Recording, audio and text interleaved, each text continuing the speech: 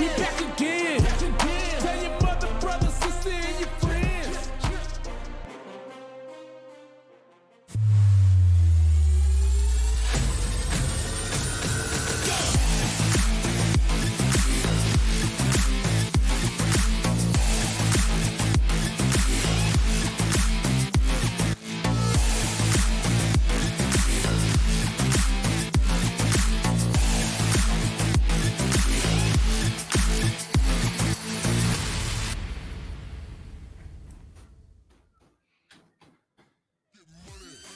Hello and welcome to the VCT Game Changers APAC LCQ. Hey, I'm Quack and this is Sleepy. We're bringing a lot of Valorant action today. Oh my goodness. I'm ready for today. It's been a while. Quack, how are you doing? I know you're missing someone here, so I'm gonna try to be that replacement. He's doing something else. It's not easy to fill in his shoes, but I'll try my best. So thank you for having me, Quack. It's been a while. I'm so glad to be here again to watch these ladies fight it out. I've seen some amazing things in the past few days, and I can't wait to see even more today. Oh my goodness. First of all, Sleepy, I think your feet are big enough, so consider those shoes filled. But secondly, I mean, yes, you are absolutely right. A lot of these ladies have been fragging out of their minds throughout the entire brackets. I mean, some of them had to go down to the lower bracket, and that's what we're starting with today. But of course, I think it's safe enough to say that this APAC LCQ, for Game Changers at least, has been dominated by the Thai teams. I mean, come on, there's 3 teams from Thailand still, and that is just insane. It goes to show the Thai domination that's been going on around for quite some time, and it's just extending even more, and I'll have to see if we can have some other players from other areas of Southeast Asia that can have a chance to try and topple them off that throne, you know. So we'll see what happens today.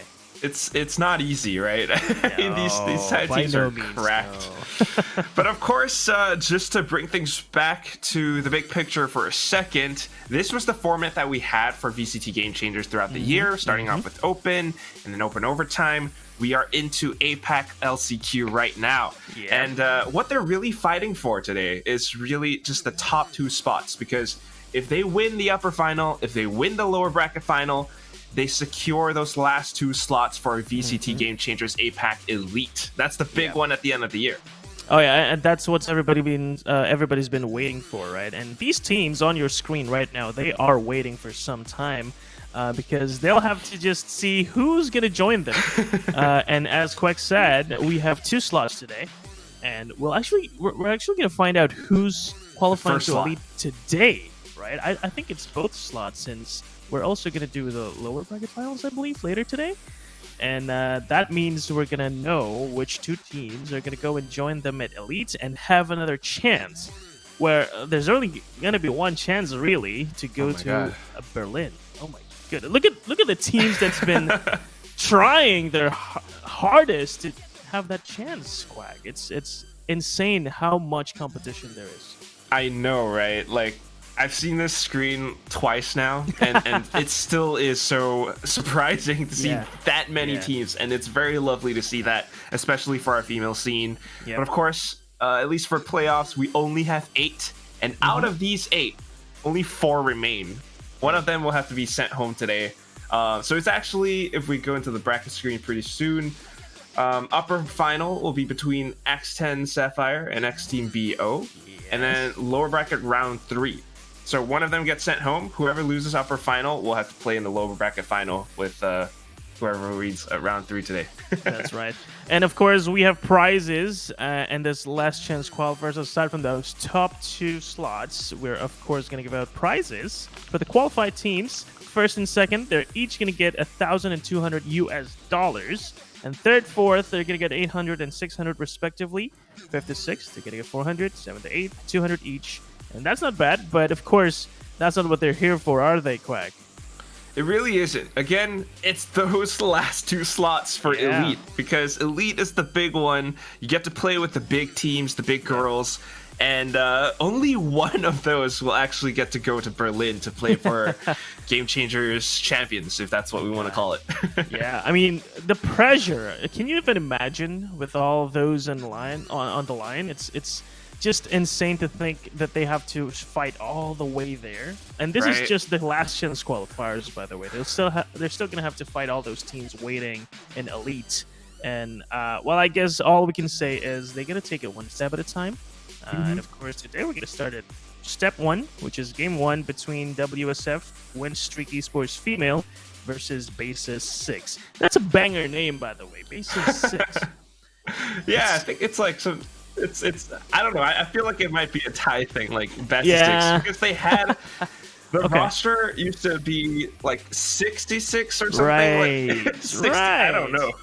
Okay, it's a number. It's a number that's got meaning, I guess, over there. So let's see how that goes. Of course, they're gonna have to go against Win Streak, and again, they're actually true to their name. They've been winning quite some games. They only lost to one team in this last challenge qualifier, and that is X10 Sapphire.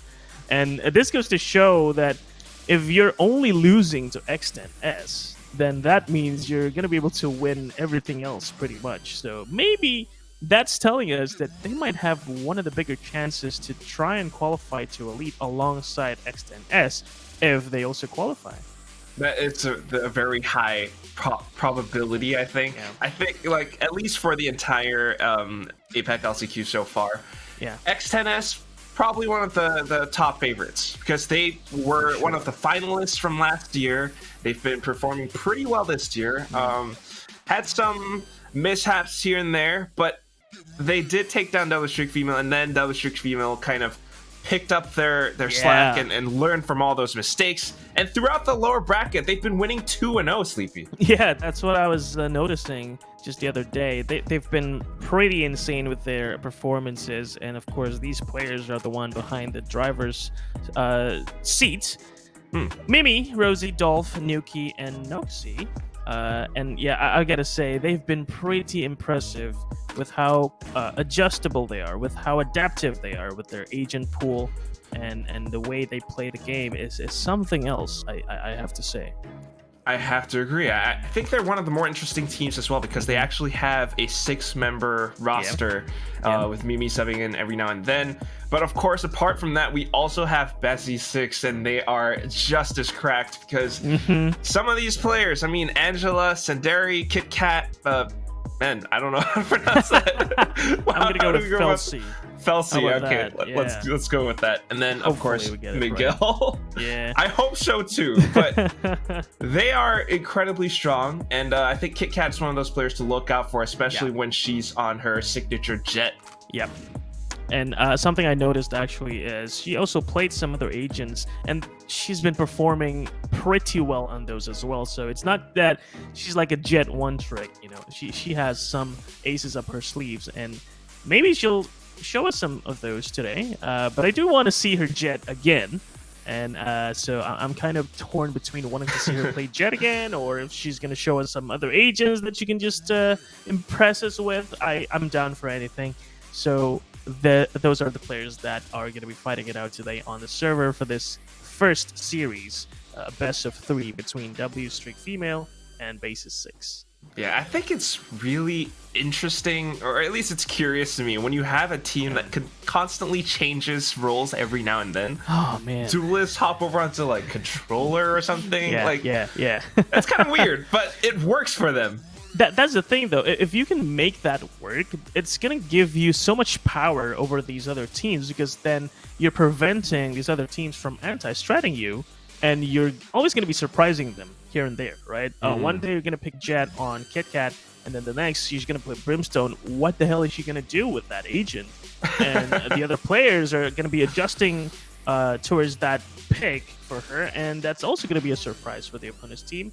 And maybe this is one of the formulas that they can try and implement to try and beat W Streak Female. But of course, W Streak Female, they've been pretty consistent all across the board with the players. And this is also important, Quack. The map veto and Breeze. I'm so happy to see Breeze for Win Streak Female because I've seen that they've got a pretty good win rate on this map. And somehow they tried and banned it against Extend, and I'm glad to see this here. Yeah, they really do. If I'm not wrong, it's actually 100% win rate. Yeah. They've played it 5 times, and all 5 they've won, even against I think some of the bigger teams like Big Scyther. Right. Yeah, it's not easy to do that. No. But that said, I kind of thought they might have gone for a set, but looking at the picks and bans today, it's probably because both teams already played a set yesterday. Yeah, that might be true, and maybe they're just trying to prevent any anti-stratting going on, and I have to respect that. And Fracture is also a happy pick for me for Basis 6.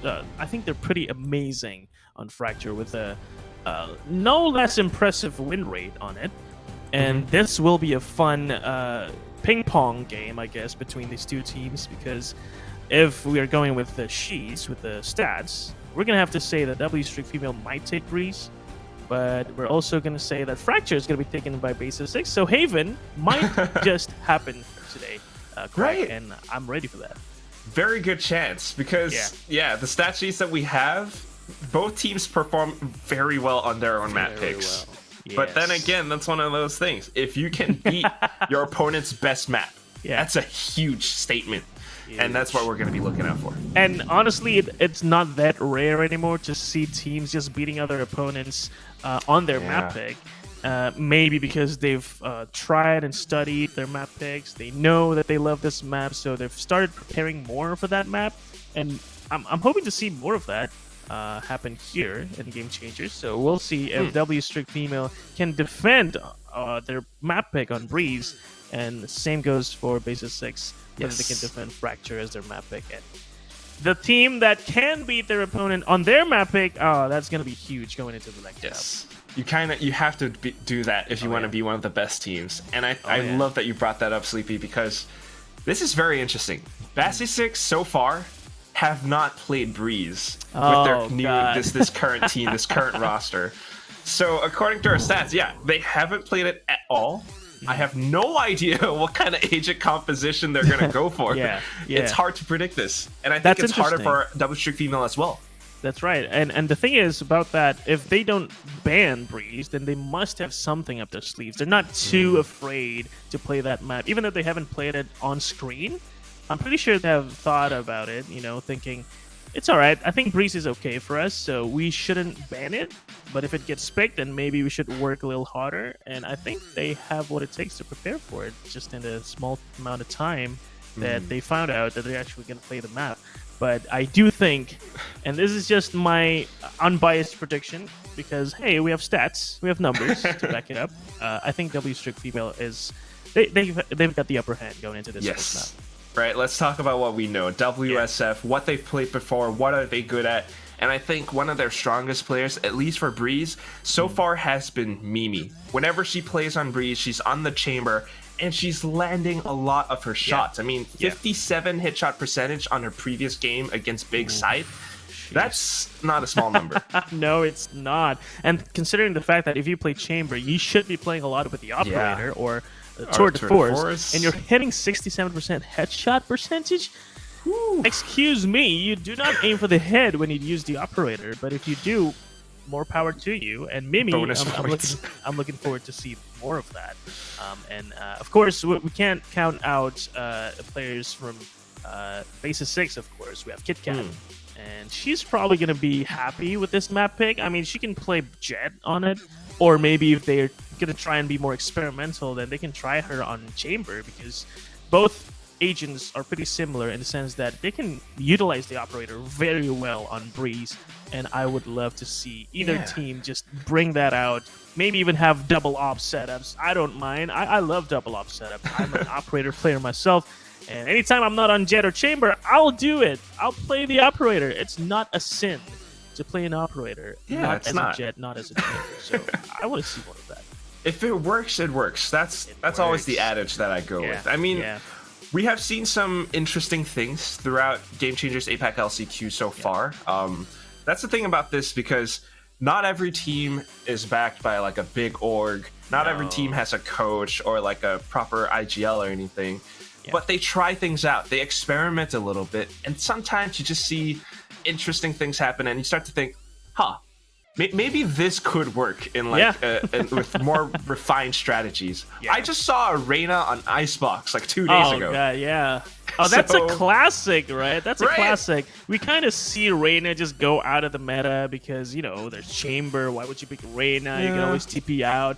But then there are still teams who are brave enough to pick Reyna up because they know the potential that she could just snowball with.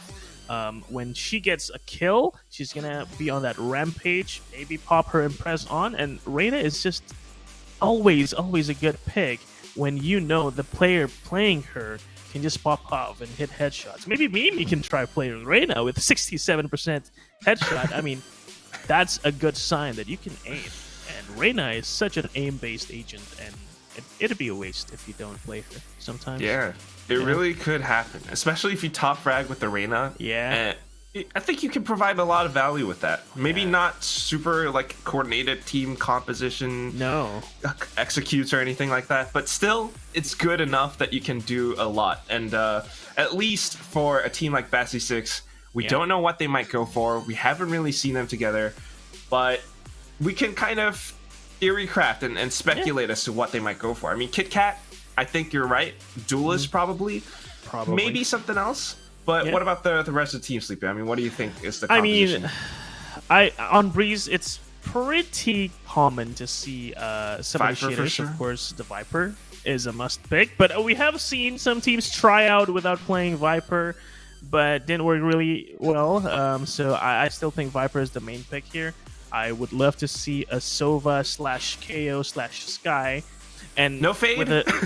I mean, Fade is good, but on this big of a map that is Breeze, It's a bit tough, I don't think it's that effective to play her. But who knows? Maybe these teams have more prep than I do, and I would love to see Fade. More prep than Coach Sleepy? I mean, that would be great. I would love to see some Fade. Basically, all the initiators could work here except for Breach. Even then, Breach could still be working out on this map, but I don't think that's going to happen. We'd love to see Chamber, of course, and Jet, so no surprises will be too much, I think, today. Unless someone picks a Yoru up, I would love to go for that. We don't see that too often here, No, but when we do, don't. oh my gosh, it's fun. Because it's not viable. You know what I mean? I mean, Yoru is such a flexible If and you know mobile how to. hero. Yes, he's such a good agent when it comes to cutting spaces in between rotations. Always good as a lurker. Always good to surprise your opponents when you entry on the side without trying to be too obvious, I guess. Right? You can couple it with a couple of utilities from your initiators, flashes from the KO or Sky, recon from Sova, and then just TP back to the side, and you're going to be there in the enemy backlines. And these are the plays that I want to see more out of the Game Changers teams. And again, as we said, experimentation is not a sin as well. So I would love to see that happen. Although maybe this is not the best place to do it, since you only have one more chance. This is the lower bracket, so maybe not try those. You know, next. they're doing it against a team that they can study, a team that they can VOD review for.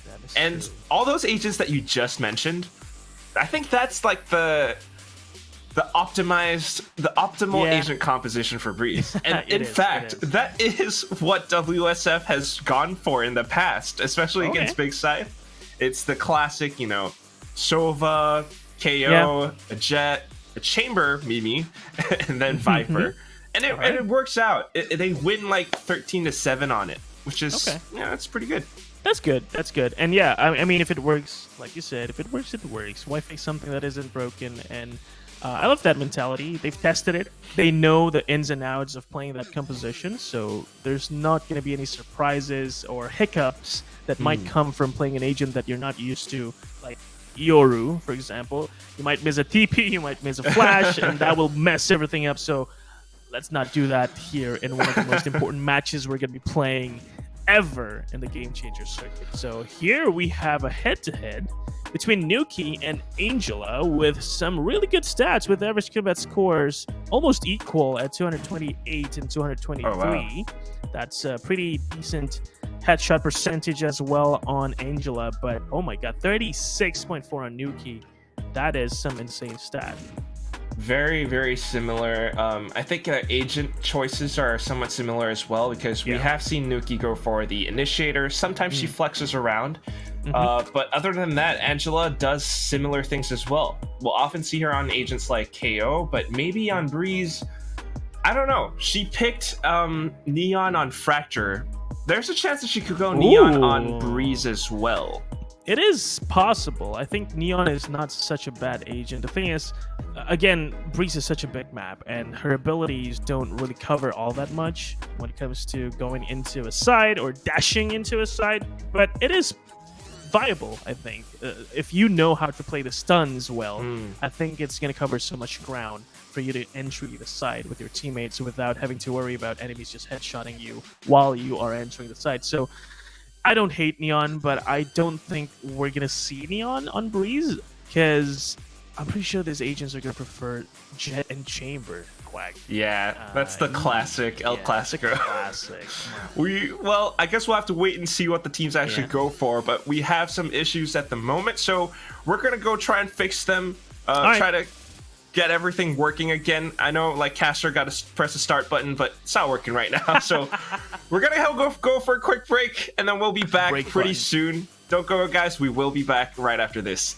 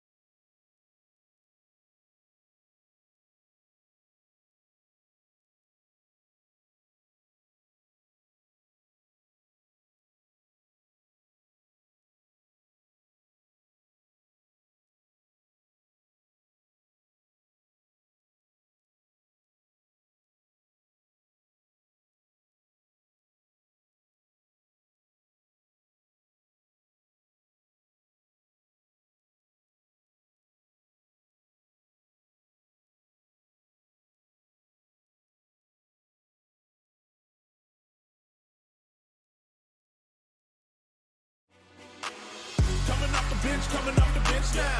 Waiting for this moment, swinging for the fence now. Coming off the bench now. Gotta get up, cause we about to get down. Coming off the bench now. Waiting for this moment, swinging for the fence now. Coming off the bench now. Gotta get up, cause we about to get down.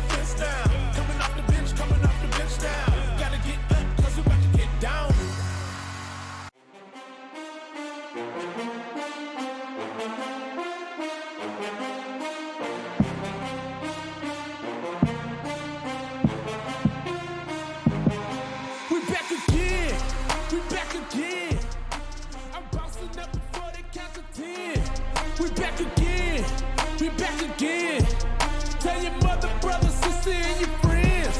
We back again. We back again. I'm bossing up before they count to 10.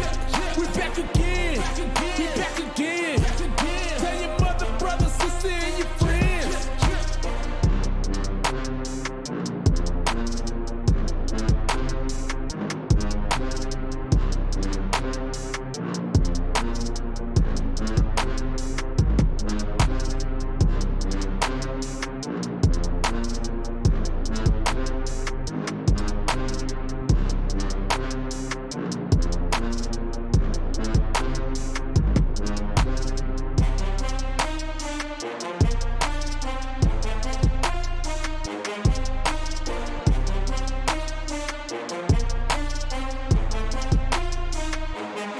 We back again. We back again. I'm bouncing up before they count to 10. We back again. We back again. Tell your mother, brother, sister, and your friends. We back again. We back again. I'm bouncing up before they count to 10. We back again. We back again. Tell your mother, brother, sister, and your friends.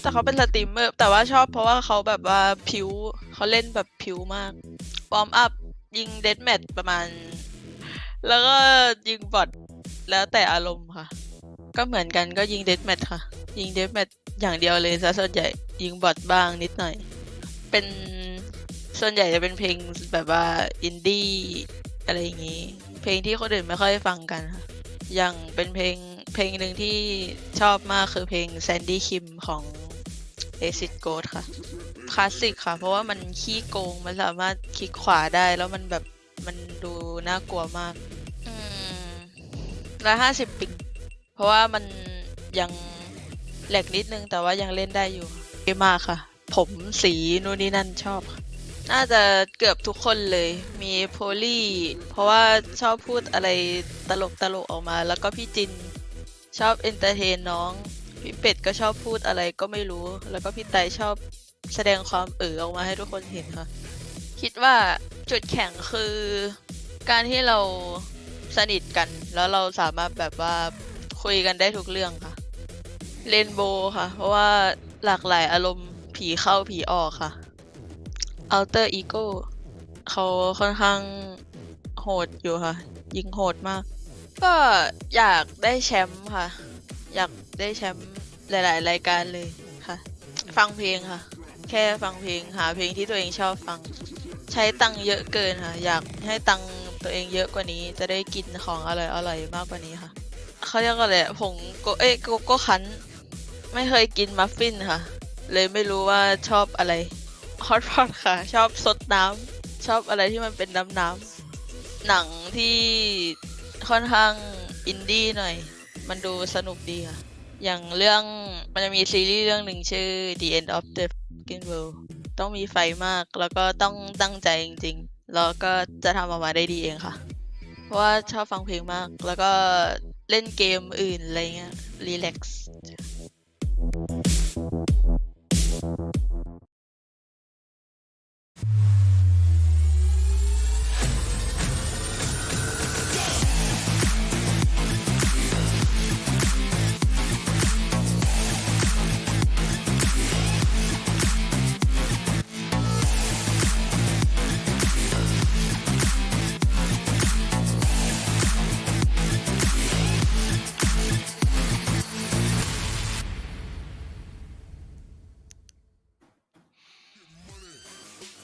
And welcome back. I think Quack and I have found the start button, so hold on very, very tightly because I think we're going to start very, very soon. So don't go anywhere, guys.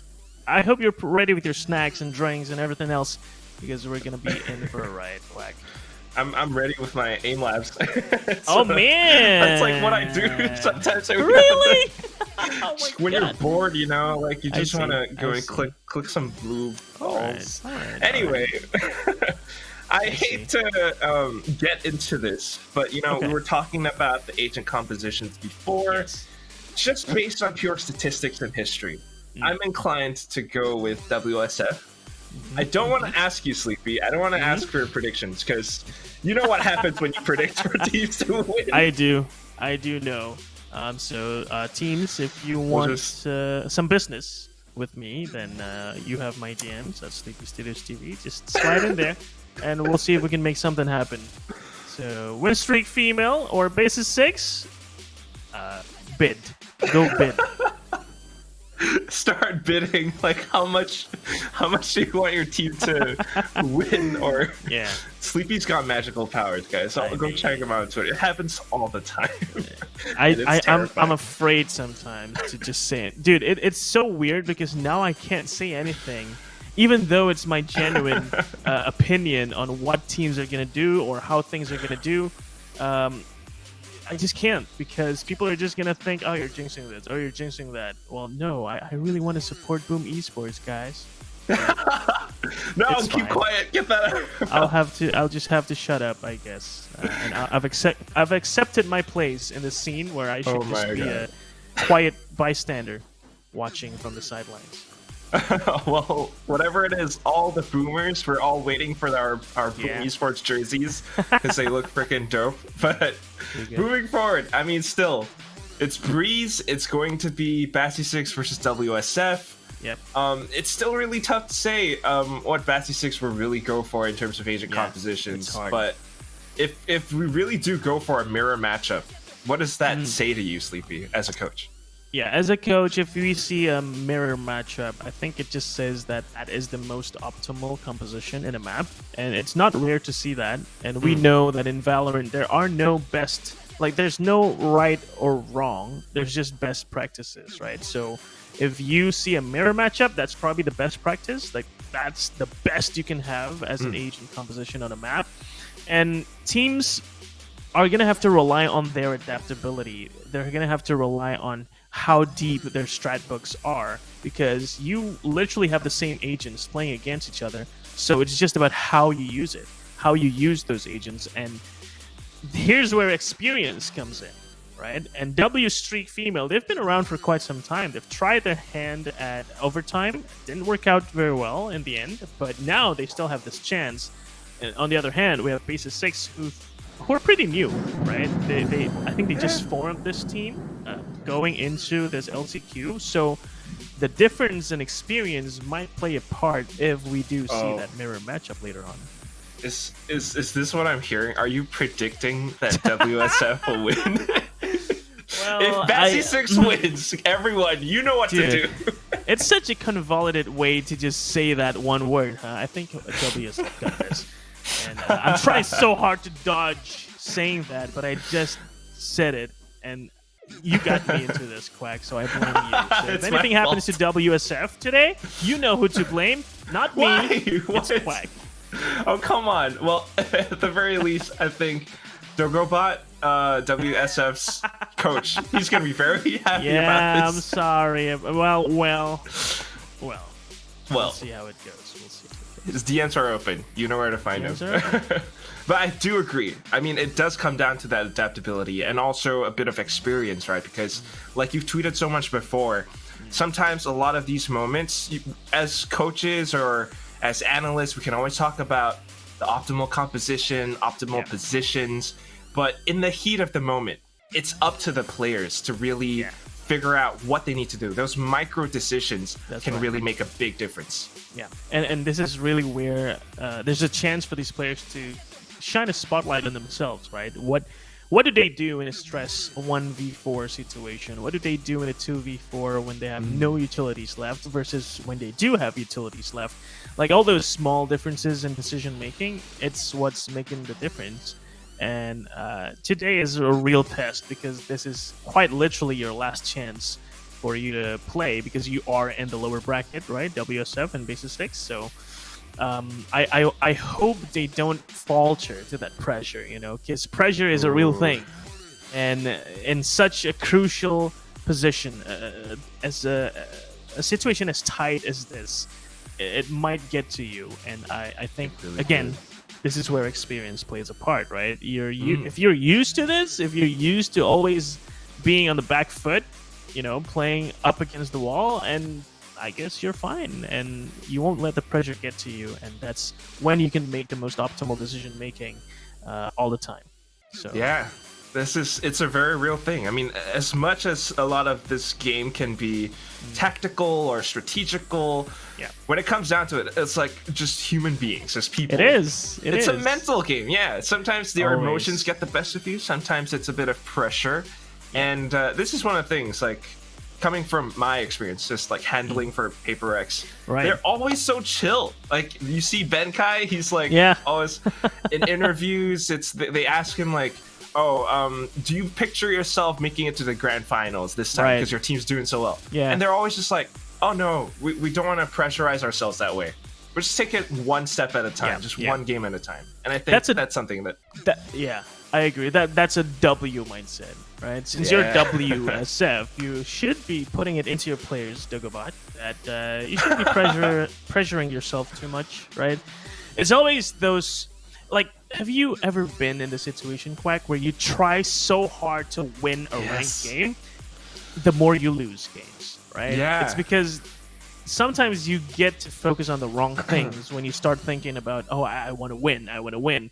You forget that this is, at its core, a game where you should be enjoying it. And sometimes it might sound like a cliche, you just have to have fun, right? But it's actually deeper than that. When you have fun playing the game, you don't stress on different things, right? And when you don't stress on too many different things, then your brain opens up, and that's when you make the best decisions. And this is a very applicable theory. And this game specifically, Valorant is such a stressful game, guys, but whatever. Our stresses are our stresses. Let's just see how these players do on this first map ever, Breeze. Oh boy, and this is what we've been talking about for quite a while. The agent compositions, we see rather optimal or standard compositions coming in from WSF. I mean, right now they're just hovering over them, but of course it's the Viper, it's the KO. Oh, Cypher though. Oh my gosh, Felsi? There's a Cypher though. This is interesting, and honestly, I'm not like too surprised because Chamber, they've gotten a nerf for him. He's not out of the meta just yet, but I do see the rise of Cypher coming up, and I think this might be the start of it. So I'm really happy to see that Cypher pick, and I can't wait to see how they're going to play him out today. There's a good chance. I mean, we're talking about it, and Cypher as a Sentinel, like opposed to Chamber, you might not be going for those duels that much. No. But your tripwire, your cyber cages allow you to slip in and out of some precarious situations at times, and not to mention tripwire against Jet. That's just that makes sense. It makes so much sense, and I love that they're picking Cypher when they're starting out on defense. This might be their game plan going into this. We're starting out on defense. Let's get as many rounds as we can, and maybe shift the momentum on our side. And then on attack, even though we're not going to be as effective when entering into sites, we still have that momentum going in. And therefore, here we are, Quack. First game ever. First round is going to start right now. And BASSIS 6 on the defensive side, already a deliberate toxic screen just to block off the A site, and not to mention a little bit of mid doors as well. But WSF, they're taking things slow, Sleepy. I mean, I don't mind going slow on the first round to feel out their opponents, And Angela, though, I love this aggressive positioning with this off angle. It allows her to just go anytime. But unfortunately, she's going to get detected. She's going to get silenced, no dash available, and this might be dangerous. But there's that counter. What? Okay. Now she's got the tailwind activated, not really aggressing just yet. Finally peeks in, catches Mimi, but gets tagged instead. So Mimi gets a little bit of damage for free. This TP's out, and this might be the cue. Oh, no, WSF.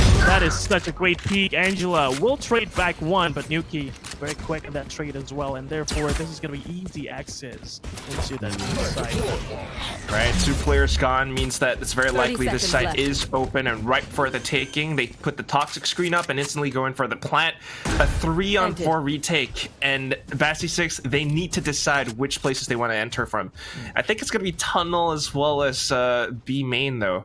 That's going to be scary because Mimi's lurking on the other side of Nest. I love this. I love Mimi's positioning because she's going to be ready, but it's just about timing. Don't peek too early. Let Miguel just have a laser focus towards that side, but oh no, Mimi, you're missing some shots. That can't happen. And now it's a 3v2 from that Nuki trade. Enemy remaining. Therefore, this right-click classic, I mean, what else is there to say? It's the classic, ladies and gents. Of course you win with those. Free gun BTW. and that's all it came down to. I mean, even with Mimi maybe not quite landing those shots, it's a little bit of an unfortunate whiff, but she did take the attention away from the site itself. And that's where Rosie and the rest of the team can come in, set up some of those positions. They knew where BASSIS were coming from. Yeah, it's so underrated sometimes. When you whiff, you only focus on the whiff, but you don't take into account the attention that you're drawing to yourself, allowing your teammates to clean up. That's what happened over there, and that's good. Also, oh my gosh, the buys. Yeah, the buys. Oh, so spicy. 1 Vandal, 1 Phantom already. I mean, I don't hate it. This will allow them to play their bonus round with a higher probability of winning if they bring those guns forward into the next round. But you know how it can be so dangerous in these anti-eco round squad. Yeah, a little bit risky. But thankfully, BASSIS are nothing but classics, so these positions are going to have to be very, very careful. Some of them are already hiding in some of these unorthodox corners, making use of the toxic screen like that. And crosshairs. Very interesting. Oh yeah, the crosshair as well. But look at this, the shot down from above, and Sandari's going to be able to push up front. Kit Kat gets one as well, but Nuki's trying to trade, goes for the flick, doesn't quite land it, and Angela has a pretty forward position to work with right now. The spike's been planted, but both of them all stuck inside a cave. It's not going to be easy for them to peek out. Kyo gets in with the Guardian though, and Mimi! That headshot percentage is just rising again and again, Sleepy. Yeah. You know, I was ready to retire as a caster because I was just saying, yeah, there's no way they lose against these classics. And then again, they see, yeah, it's a 3v2 in the end. But thankfully, I'll still be able to be, you know, stay in this job as a caster because I'm not jinxing too much currently. And, yeah, those shots, look at that, Mimi. But that's the thing, though. They lost they lost 1 rifle, which is not too bad. But they're going to go into this bonus round with really good guns. Look at that. 5 rifles straight out. No bonus round, whatever.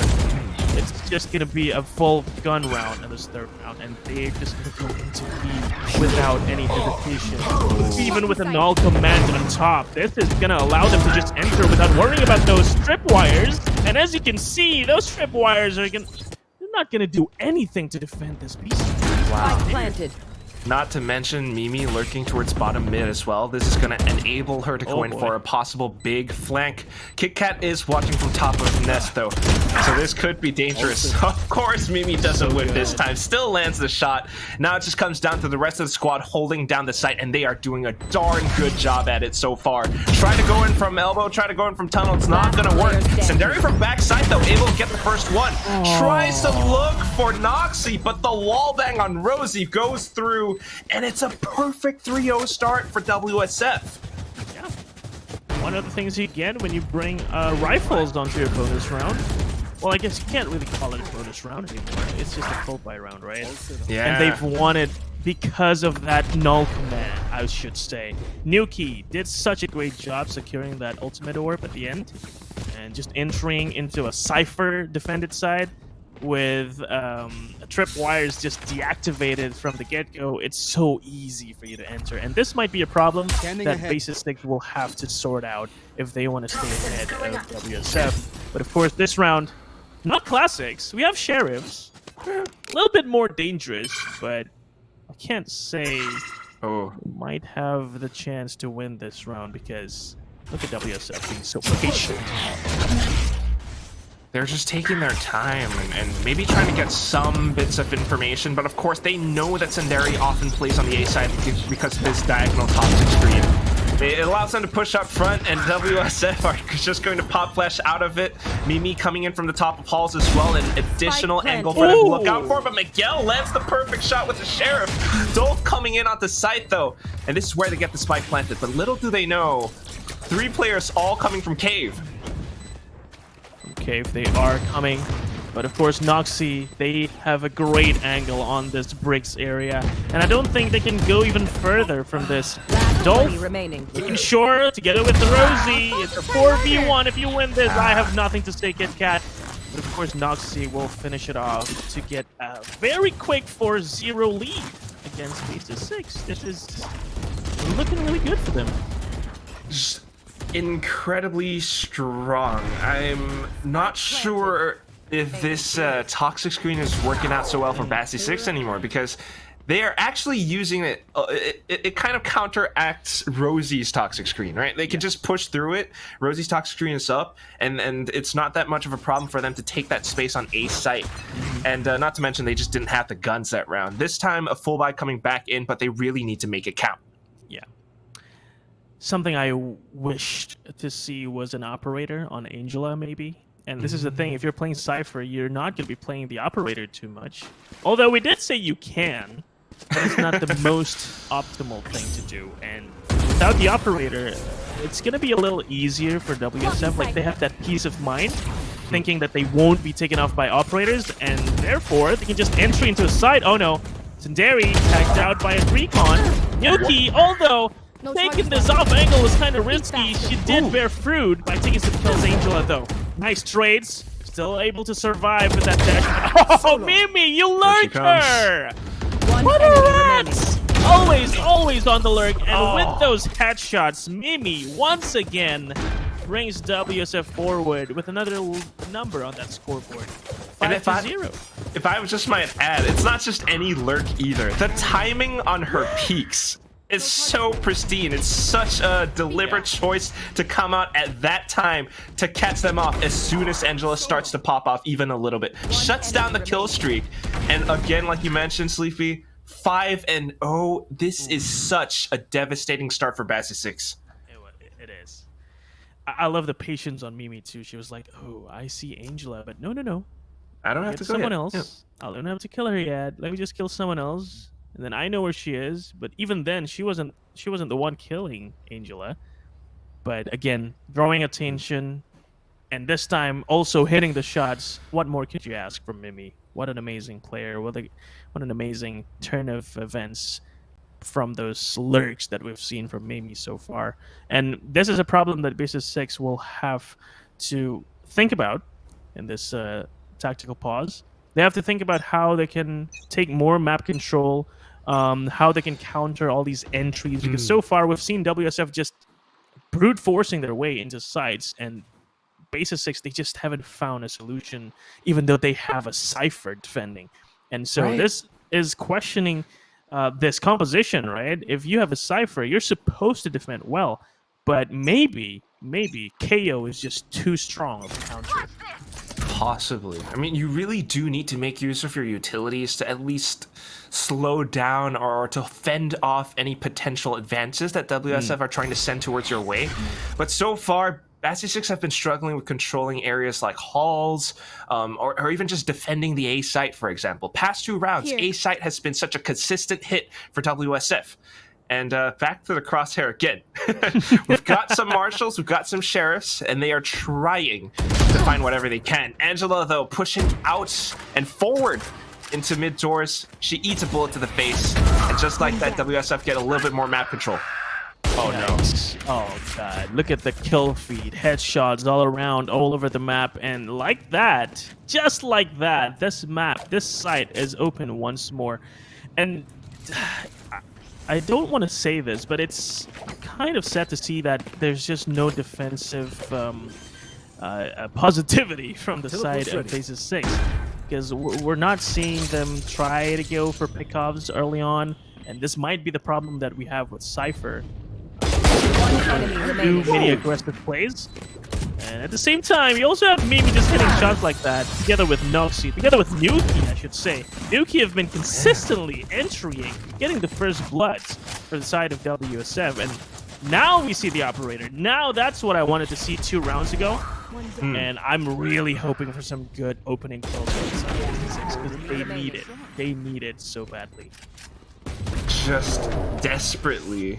It's looking flawless for WSF right now. Their economy is almost... It's practically maxed out, Sleepy. Oh my gosh. I mean, you are safe for your future. Just retire now. Just retire now.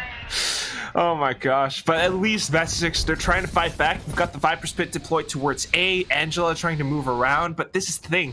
WSF aren't giving up that much information. They're holding back, trying to get some picks before they actually move out. And this is why BASSIS, honestly, they look a little bit nervous with the way they're moving back and forth the map. Angela now trying to look down the middle, but it's still, she's not seeing anything. No. And that's a problem when you picked up an operator. You are hoping to get early picks, but WSF, they know exactly how to counter this. They just wait and not allow any room for Angela to find an early pick-off. And the thing is, she doesn't have a dash anymore. She's not going to be brave enough to go for anything. And again, we see that no command, that Cypher tripwires are not going to be in play anymore. And this time, though, we'll be able to get a kill, although she's going to get traded immediately by Dolph. Wait, look at mid. Oh, again, Mimi. Mimi, what is this? You're always so good with this. Always so effective on the lurk. Always so effective with the Vandal.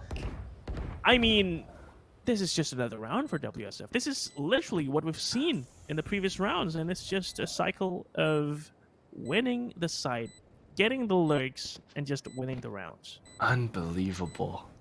I mean, BASSIS are dropping like flies. It seemed doable when they started to get some trades in, but now coming into this, Dolph off the jump peak instantly knows how to react to Senderi going in for the burst. It's 7-0 Sleepy, and WSF are just dominating. Maybe everybody just renamed themselves to W something something. Because WS, with a win streak in their name, they're translating it into their game.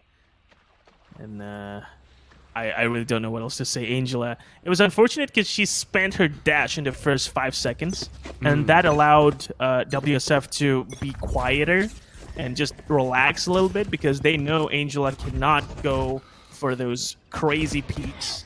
Oh my god. Mid or B, and now they're gonna go for a mid push together, but they're found. I don't know if Noxie knows that there's 3 of them there, but I don't think that matters, because Miguel's the one dueling her, and she's actually going to find a kill with the Bulldog.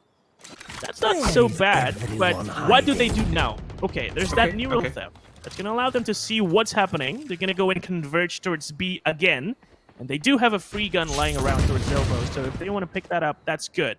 Oh no. But what are they doing right now? Off the info, they could just sandwich them in, but they're actually pushing in, going for those aim duels. Felcy this time, picking up 2 frags. And I think WSF are starting to feel the heat. They're trying to peek out as well, not knowing that Senderi's on the other side. Maybe it's all up to her. She's only got an operator going out with the headhunter, getting slammed down by Miguel. And off that one firefight, BASSIS find their first win in this map. Oh, baby.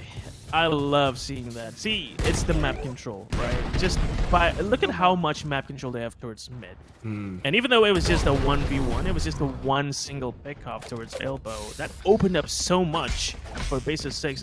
Granted, there was that neural theft that allowed them to rotate fast towards B to sandwich all the WSF players. But it's still that proactivity from BASSIS that allowed them to get those chances, right? So now they do have the operator again, but Angela, once more, not gonna find anything towards that A side.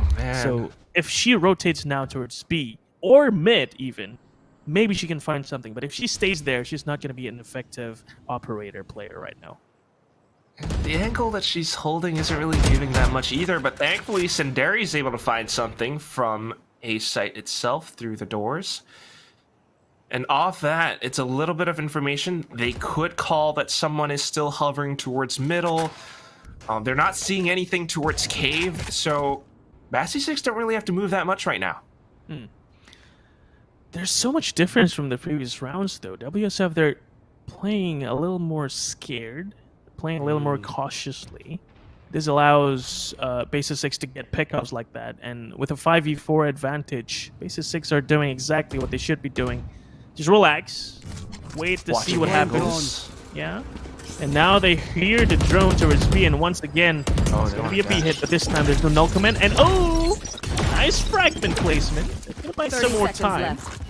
And now they're just going to double back and go towards A. Look at Cave. This is This interesting might be now. really good. But she has to hold some kind of an angle. If she just pushes out, she hears the footsteps, swaps to her Spike weapon, down, attacker but it's spawn. only able to get one. So Dolph trades it back in, but then of course Mimi just trying to pull this Seconds operator off of top mid. She goes in, gets one. Miguel makes it a trade, and all of a sudden we're back to a 2-on-3. Hunter's Fury just to deny the spike plant, but it doesn't quite connect, but does at least push them all the way back. Even tags Noxie down to 70 HP.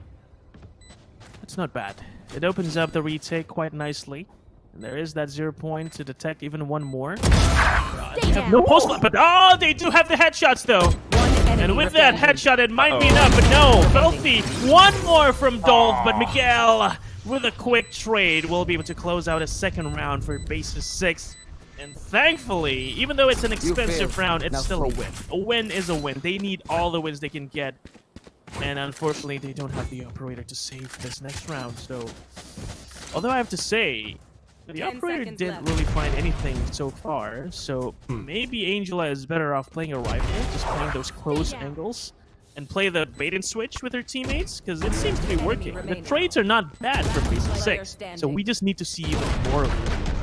You're right. In fact, it's pretty good. Even in that last scenario, Miguel knowing to push along with a teammate that way, that's what gave them the win. And like you mentioned, the operator just hasn't been providing that much value. I'm not sure if it's just bad luck with her positioning so far. They're not going to where she is. No.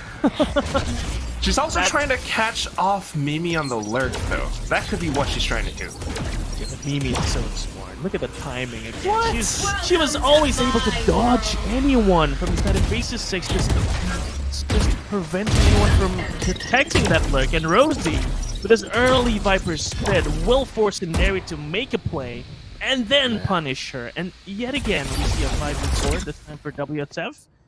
And it's going to be one hell of a tough retake. But Miguel opens up with Angela. There it is. That's the pickup we were looking for, and now we're gonna be having a 3v3 after Noxie with a trade, and Mimi, this time it's not gonna work out. And, well, Noxie, get her with the recon, that's gonna be a kill off of the Viper spin. No way. And no way, Felsi, in a 1v2 now, we'll be able to find a second one. Turns it into a 1v1 with a very awkward positioning, though, because the plant is so open, and Dolph is able to find this. Oh! The one-tap from Felsi. That couldn't have. Yeah, that couldn't be better. That was the perfect closer for that round for Basis 6. I am on the edge of my seat, Sleepy. It looks so scary when, okay, they started to find some frags at the start, but inside of that Viper's pit, 2 players were enough to cause so much chaos. Thankfully, Felsi was able to make use of that to find Noxie, find Dolph in that last moment, and just getting off the spike at the perfect time. 3-7, and they're forcing WSF to use their timeout. Oh man, WSF, they're known to take these early timeouts. I was surprised they didn't take it when they lost one round, but now at least they are taking it, and so they're going to be able to take things into consideration. Think about how they changed their pace, and it's not working out too well for them. You know, they were so good when it comes to executing together onto the side, fast-paced plays, and now that they're slowing things down because maybe they're afraid of that operator. So even though Angela haven't been finding kills with the operator, the presence of the gun might have worked out in the end for Basis 6, because WSF, they were forced to change their pace, and this allows Basis 6 to find more entries, get more control, have more time to discuss the rotations, and so far so good. The rotations are on point. Yeah, it's like what we were talking about before the game started, Sleepy. Again, it's that mental game, that pressure. Yeah. Just one operator. I mean, no kills yet, but all of a sudden, WSF are a little bit more scared to peek out now. And that changes so much. Not to mention, BASSIS are switching up their setups every now and then. I mean, this time, this Viper's Pit just blocks off Cave, gives them a little bit more room to work with. In fact, she's trying to get a little bit cheeky with this Poison Cloud. Okay, back to Bricks. Back to Bricks. Nothing just happening yet. Still chilling towards shop. And this drone will tag her. Oh, that's not a good idea. Do not have your cloud up when you're tagged by the drone. Thankfully, no one was pushing and capitalizing on that tag. But again, Mimi is so ready to just open this door anytime. And wait, what? Is that another null command I see? Yes, it is. But Miguel will be able to shut Noxie down with no entry now. WSF are forced to try and relax a little bit. Will they be... Oh no, Mimi. Finally getting another kill now. Tour de force. Wait. Immediately into a 0 point. No! Talk about unlucky, and oh no! BASSIS 6, they thought they were rotating off of A, but no, in the end they did commit to the A plant. Now the mistake has commenced. 3 coming in from site itself, not to mention Felty all the way from middle, and now support with Kit Kat. The pop flash is good, and it creates a little bit more space for them to work with. Mimi still off of the tour de force though, coming back in from the top of halls. She's able to spot all of their back, but it doesn't even matter. Rosie with a spray transfer gets a double to count, and 3 to 8. WSF are back in the game. Wow. Mimi, although it was a bit of a missed lurk this time, but she did recover, even though it was a bit unlucky. And she pulled out the tour de force, and then, 0 point. Alright, I guess not. But then she rotated back towards halls, and she found such a great timing. And again, even though she didn't kill everyone, in the end it was Rosie who got the last 2 kills. Mimi was the one that distracted them, and that's allowed her teammates to just clean up. And it's always been working, Quack. It's so great to see this dynamic between these 2 players. Just going back in, forward, backwards, and again, their dynamic, their style, their strategy, it works out so well. BASSIS, I don't know what it is, but maybe they're getting a little bit nervous, pushing out, going in for maybe some kind of an info play. It's not paying dividends yet. Noxie is able to take out the first, and all of a sudden they have the B site fully under their control. And historically speaking, when they do have control of that B side, they've been successful a lot of the times. And Mimi, still, this time, she was the one on the lurk watch. Oh my god, turned the tables around. But now Mimi has decided to join her teammates on side. But there's another player though. No, corner's not checked. But Angela, thankfully, will be able to trade it out. But now in a 1v3, no, make that 1v4. It's a little impossible. Not gonna lie, but of course there's always a chance. Never mind. The Blade Storm is too sharp on the side of Noxie, and with that, a 9-3 haul, win streak esports female. They are dominant. 9-3, man. That's like, come on, y'all. Come on, ladies. You know who's casting today? It's Sleepy. You gotta check your corners. You got to check your corners. Oh, God. I mean, I'll give that one to them, though, because it was a bit of a retake coming in from elbow. You don't always expect someone to be lurking behind, especially under the window. Yeah. Especially, it is what it is. Yeah, it is what it is, especially when Mimi has drawn the attention away and then just ran to side. Maybe that's what gave BASSIS 6 the impression that, oh, they're leaving no one on the side of window, and they didn't expect another player just sitting right there in the corner. And thankfully, Angela was there to trade it out, but it was not enough. A 1v4 in the end, it was a little too much to ask from her. And again, the post plan on the side of Winstreak, they were so good. Every time they get control of B side, they know exactly where to position themselves. They know exactly how to defend and play the crossfires. Everything's been going great for WSF. And BASSIS 6, maybe on defense, they're a bit, I guess they're still trying to figure out how to play that Cypher. And now on the attack side, even though Cypher is not the most aggressive Sentinel, as opposed to Chamber, I think he'll still be able to play a very good role in terms of taking map control alone with the cages, with the tripwires, with the cameras, without risking too much, because when you peek with your body, there's always that chance when you get one tapped out of nowhere, or maybe you peek into an operator. Exactly. If you use the camera, then you're safe, and that might give you some free map control that BASSIS 6 so desperately needed. In that first half, they didn't get it, and now going into the second half, I really hope they have more control over the map. Yeah, I think what it is we're not seeing enough value coming out from some of these plays, like the Felsi on the Cypher, Angela on the Operator. It is good, don't get me wrong, right? Like there is that presence of the Operator that scared WSF into losing 3 rounds. There is the presence of that Cypher, and in one of those rounds where Felsi got a double Sheriff kill, which is pretty impressive. That was great. But that's it. It's not enough. They still need a lot more. I mean, where's the tripwire or the cyber cage that really pushes WSF off of sites? Yeah. It's not really coming in yet. And at the same time, I think their retakes are a little bit rough to work with. I mean, it's not that tight. We start to see players split into 2 squads. The first squad dies, and then all of a sudden, Angela's left in a 1v4. Like, it's rough. It's really rough. Yeah. But now that they're on the attacking side, perhaps they will have some kind of a better approach to this map. Yeah, it's a thing, you're an attacker-sided team, you're a defender-sided team. I believe in that, and I think we might be able to see some of those here from BASSIS 6. They're also taking a slow approach, much like what we saw in the first half with WSF on that pistol round. And of course, we see the Cypher on her own. That's great, because with a Cypher, again, we talked about how he's going to be able to take map control on his own. And putting Cypher alone on halls, trying to get control and give presence there, that's going to allow her teammates to just go everywhere else. But the jump spotting, it's so cheeky and it's so effective. I love it.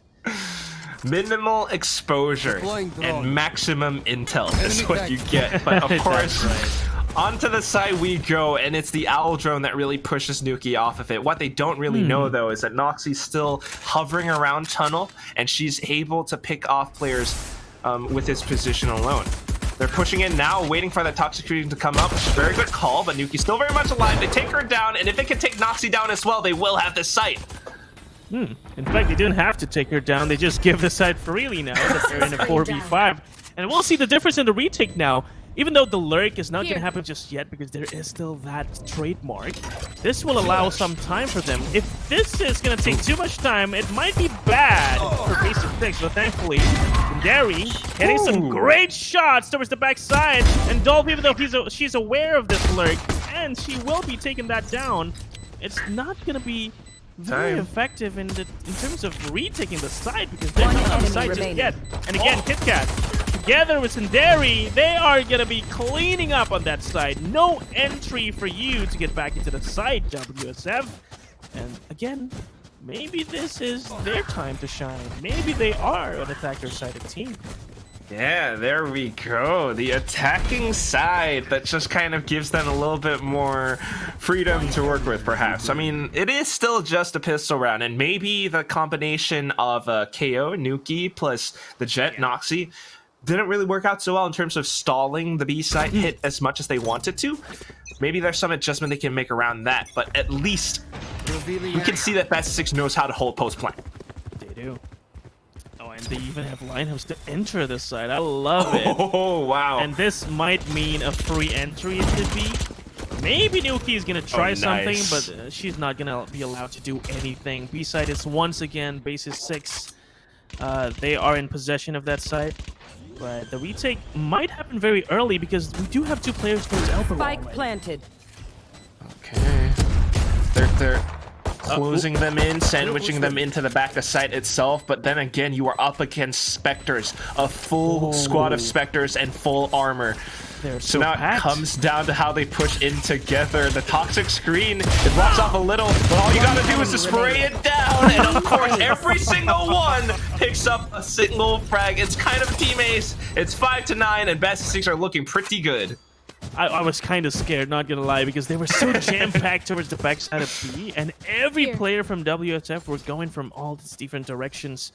And in the end, it was that toxic screen, dude. Oh my goodness, it was so effective because it forced WSF to entry or peek without really knowing where the enemies are. They did throw out a recon, but it wasn't really effective because it got destroyed immediately. So they were peeking blindly into the crosshairs of the BASSIS 6 players. That's a great defense. So now we're going to see an actual bonus round because they have 5 Spectres against 5 Rivals. Let's see how they try and get into A. Oh, this might be a fake, actually. And I think they're selling it quite nicely, even though that dash might give it away. Dash plus toxic screen, though. So I think WSF couldn't really see yet, but now off of this one frag, they can tell. They kind of started to over-rotate even. So this is the sight given to BASSIS 6, Sleepy. Yeah. And again, this is such a great strat out of their playbook. The flash as well, forcing Nuki to hide, and this will force players from WSF position as well. Yeah, this is what's so great about them. They're rotating out of elbow, and they might do a staggered flank even, allowing one player to go first. But then Dove, ooh, what a shutdown! But of course, they're not going to expect the second player, are they? And Angela trying to choose her targets. Will only take one so far.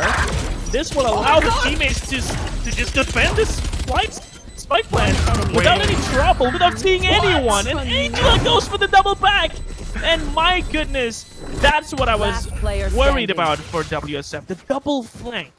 And I was talking about the staggered flank, if you recall. Oh my, yeah. If just one player goes first and then gets killed, they're not going to expect a second player, and that's exactly what happened. And I love it from BASSIS 6. I can't believe it. The staggered flank, that doubling down, it worked out so well. I mean, I'm not gonna lie, I was quite nervous because we saw that they had nothing but Spectres. When you're playing long range like that, it kind of becomes a little bit counterintuitive. But when you have the right positions, when you have the spike planted openly like that for yourself, it works out so well, and we have the perfect score right now, 69, guys. WSF, though, with the Sheriff, still able to put out quite a bit of damage. It's a bit of a trade, and they have the information that the hit's coming towards B. And they're actually just going to commit to a 3 stack, if you can count 3 as the number you're seeing on the screen right now. But oh, what is this? Mimi? Ultimate lurker in corners, never check! Why would you even check corners, I ask you? Of course, Viper's Spit is going to be forced out. The neural theft is going to reveal the players' positions on the side of WSF. But oh, this Viper's Spit. And oh, Senderi, you are dented so well inside this Viper's Spit, allowing Felsi to back her up in time. But no. The Sheriffs, though. Oh, we are always so scared about these Sheriffs just getting all these kills, aren't we, Quag? We truly are. I mean, even down to it, the thrifty win off the back of Sheriffs. WSF were able to retake the site, despite a Viper's Pit as well. I mean, what on earth are these positions that they came out of? Mimi with the one little corner, not really checking corners. I mean, it's, I don't know, it's not that common. But even then, just peeking out together one by one like that, I think BASSIS 6 were trying to set up for their post-plant positions, but they didn't really get a chance to. Yeah, and it was props to WSF for initiating that retake very early on. That didn't give the chance for BASSIS 6 to get into positions that they're comfortable with. And therefore, they were enough, Sheriffs were enough to catch them off guard. Now the operator is in the hands of Mimi. We talked about this in the pregame. We wanted to see some of these, but oh, this is too close though. Are they going to check this corner? Oh, Mimi's not going to give them the chance to pick her off. And this is actually pretty wise from her, allowing her teammates to rotate and maybe initiate a 5v5 retake once that spike goes down. Is it going to go down though? The shot dart is actually pretty good. Not too bad. In fact, it does tag up Angela down to 16 HP. Oh no. All she really needs though is that one strafe shot onto her stairs or something. But look at how WSF are retaking this site now. Already pushed up onto the side of the pyramid, and they're going in for the trades. They got the information on the dart as well, and Dolph and Mimi, they're wreaking havoc over the entire site, bringing things back to an 11-6. I love it from WSF. They're just so ready for this retakes, you know. The moment they hear the spike plant Q goes down, they know that they have to get into that site immediately. And everybody just swarmed in, and everybody just, again, never given a chance to Basis 6 to get into positions they're comfortable with. So if this is their game plan, I think Basis 6 will have to rethink about how they enter the site. Maybe do a little bit of what they did on the bonus round. Just do a fake and plant your players into positions where they can lurk and have a staggered flank, have a double flank, whatever. They can't stay on the site as 5 because we know WSF, they love the retakes. They love to just go fast before Basis 6 had a chance to even do post plans. We see a Viper, but I don't think we've seen a post plant so far in this game. We saw attacking lineups, but the post plant lineups not yet. That's very interesting. But I think that's why this timeout is very useful for BASSIS 6 right now. They had such a good start at the second half. 3 rounds in a row plus the bonus.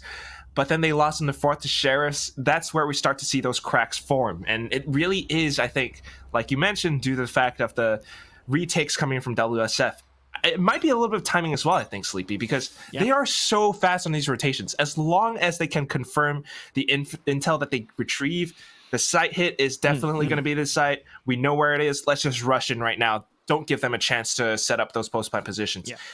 It works out so well. BASSIS 6, they get so confused. They can't really win out their duels because of that confusion. And that's why it's so important that BASSIS 6 switches it up. Just don't go into the site all together when it's live and maybe have someone lurk. We do have the Cypher. Cypher's good for lurking. And maybe we need to see more of those. But now, Noxie, though, in a very aggressive position. She does have her dash initiated. Oh, it's going to run out. It's going to run out in time for Sundari just to get that one small angle. And delivers a bullet into her skull. Just like that. It's a 5v4 and a potential thrifty round for Basis 6. Driving that nail through. And WSF, they lose a little bit of that numbers. They have no choice but to hold back. I mean, look at the positions that they have right now, Sleepy. So defensive. Yeah. Not much information whatsoever. Not to mention Nuki being down to 5. When did that happen? Right. Okay. I love this. I mean, this is the change we need to see from Basis 6, right? Keep them slowed down, but maybe not too slow when peeking like that.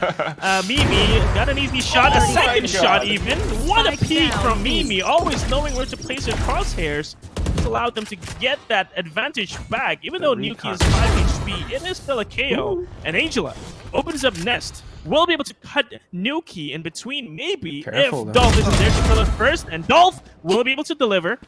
Makes it a 2v3. A little tough to run. And this might not be enough time for you. 5, 4. Needed to plant now. She doesn't. And therefore, there's not enough time. And they're actually going to be left with no money. Oh no. They have to die. They can't die. They have no money. This is a disaster for Basis 6. For match point 2. Okay, well, they still have money. All right. It's not too bad. Thought it would have been worse, but it's okay. But it still is match point though, and that's the roughest part of this this situation that we have. I mean, it was a right idea for Angela to go around this other side, but not really picking out the frag. Really unfortunate, and not to mention just not having enough time. They missed it just by like 1 second. And it really just came down to Mimi anchoring down the site. Exactly. Oh my god. Like, we were talking about how it was great for Basis 6 to take things slow, but when you have an operator on the opponent's side, taking things slow has its limits, you know? You can't peek into new angles without really prepping for it with maybe a flash from KitKat, or maybe a drone, or maybe even a camera from Felsi. You can't slow dry peek into new angles when you know there's an operator. And now, this is what we talked about as well, Quack. A double operator setup from WSF. Goodness. And knowing that Basis 6 is now trying to take things slow, and they're peeking into angles dryly, this will work out really, really, really well for Mimi and Noxie. Which is why, if BASSIS 6 just decides, you know what? Screw it. It's the last round. Let's go for it. Let's just go. Yeah. If they just put the pedal, if they go in fast, they could just overwhelm and surprise WSF and really throw off those flicks with the operator crosshair. It could work, but then again, things are slowed down because of this Viper's Pit, because of the presence alone. Mimi goes back in for a Yeah. peek, and she gets Angela. Exactly what we talked about, right? A little too slow. Oh my god, the I Noxie love it. from- I mean, I love the slow play, but again, you have to know how to deal with the operators. The flash could have come earlier, but instead, it's not gonna find anything towards that mid. They're not gaining any additional map control, and this looks like WSF is gonna lock it Oh down. no. this first map. That's rough. I mean, they're not just locking down this map, they're locking down middle right now. We've got Mimi, we've got Noxie all the way on the B site, and not to mention Nuki in this this position. Very weird position. I mean, I like it. It's a very... you're not always going to have your crosshair on that area. But I take it back. Sinderi Come on. is actually going to find the head of Nuki. But Noxie again with the operator. This is what I've been 30 saying seconds again left. and again and again. The operator's a little too much to handle for BASSIS 6. And now in a 2v4, 2 operators on the side. And again, drive peeking into the operator. What is going on? Defenders Noxie win. will be happy to appreciate and welcome all the players who try to face into the win of this female. And there you have it, ladies and gents. Breeze is locked for Man. W3. What a way to end that map. I mean, Nuki with the 0 point, just getting all of that intel. Yeah. As soon as it landed and it tagged up 2 players, they knew the hit was coming towards B. And at that point, Noxie's just like, come here, guys. Let me give you a big ol' hug. I got all 4 of you right here. I love you guys. Let me hug you with an operator. And a That's blade storm. Oh and my a blade gosh. storm. That exactly. I was so happy that Sinderi actually got the pick off onto Nuki, even though we were talking about how this was such an awkward off angle for the opponents to anticipate. But they actually did find that kill. But then again, they walked into the operators and just got shut down like that. And that's a win for W Strict Female. I love how they were playing out what we talked about in the pregame quack. Like, you know, operator, you have to play it. Double operator, you can do it. And they did.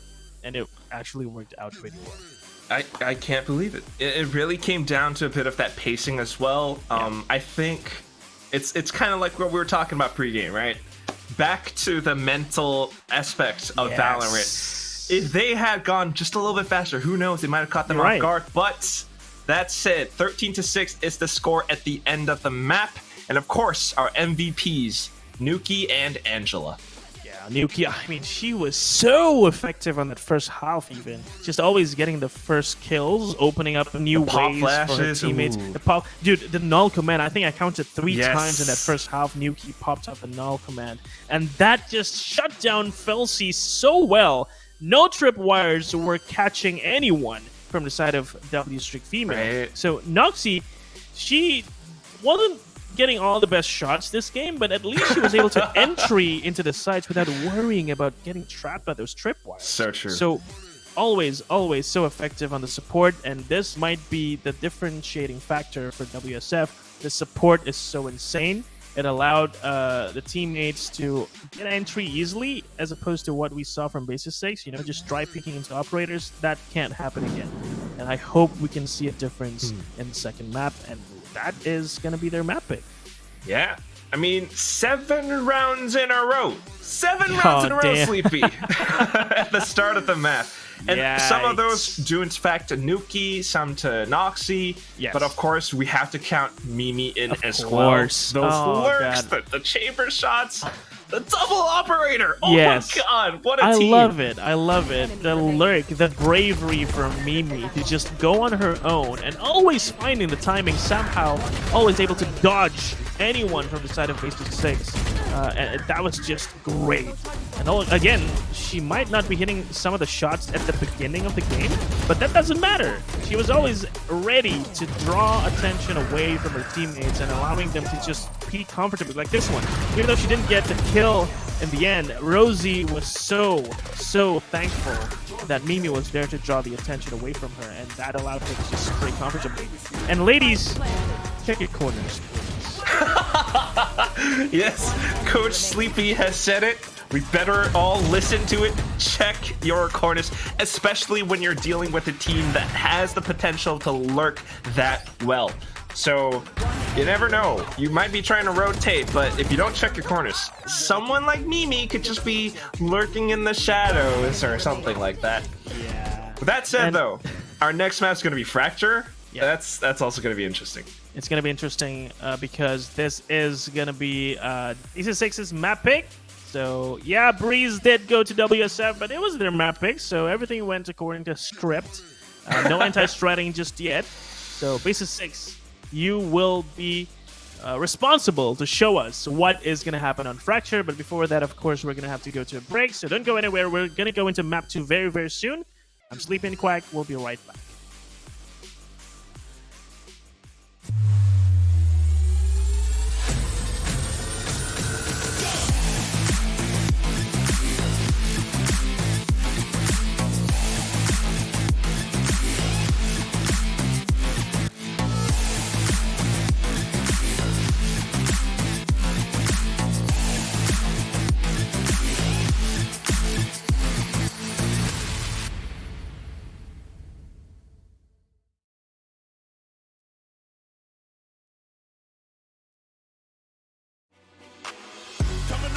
Coming off the bench now.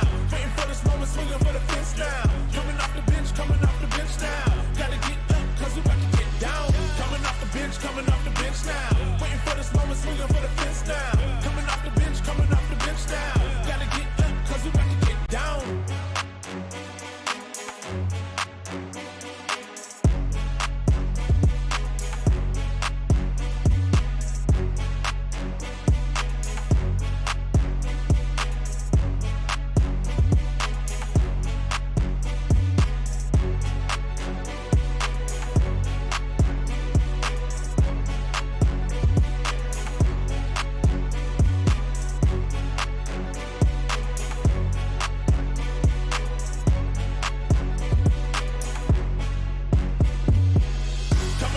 Coming off the bench now. Waiting for this moment, swinging for the fence now. Coming off the bench now. Gotta get up, cause we about to get down. Coming off the bench now. Waiting for this moment, swinging for the fence now. Coming off the bench now. Gotta get up, cause we about to get down.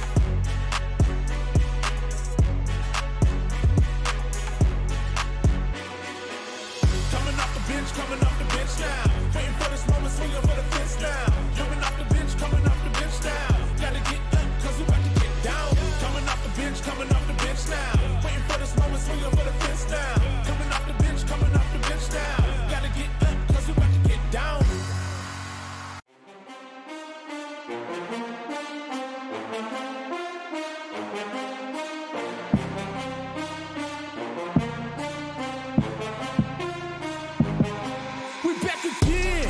We back again.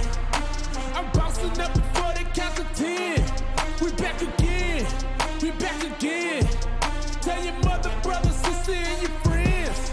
We back again. I'm bouncing up before they count to 10. We back again. Tell your mother, brother, sister, and your friends.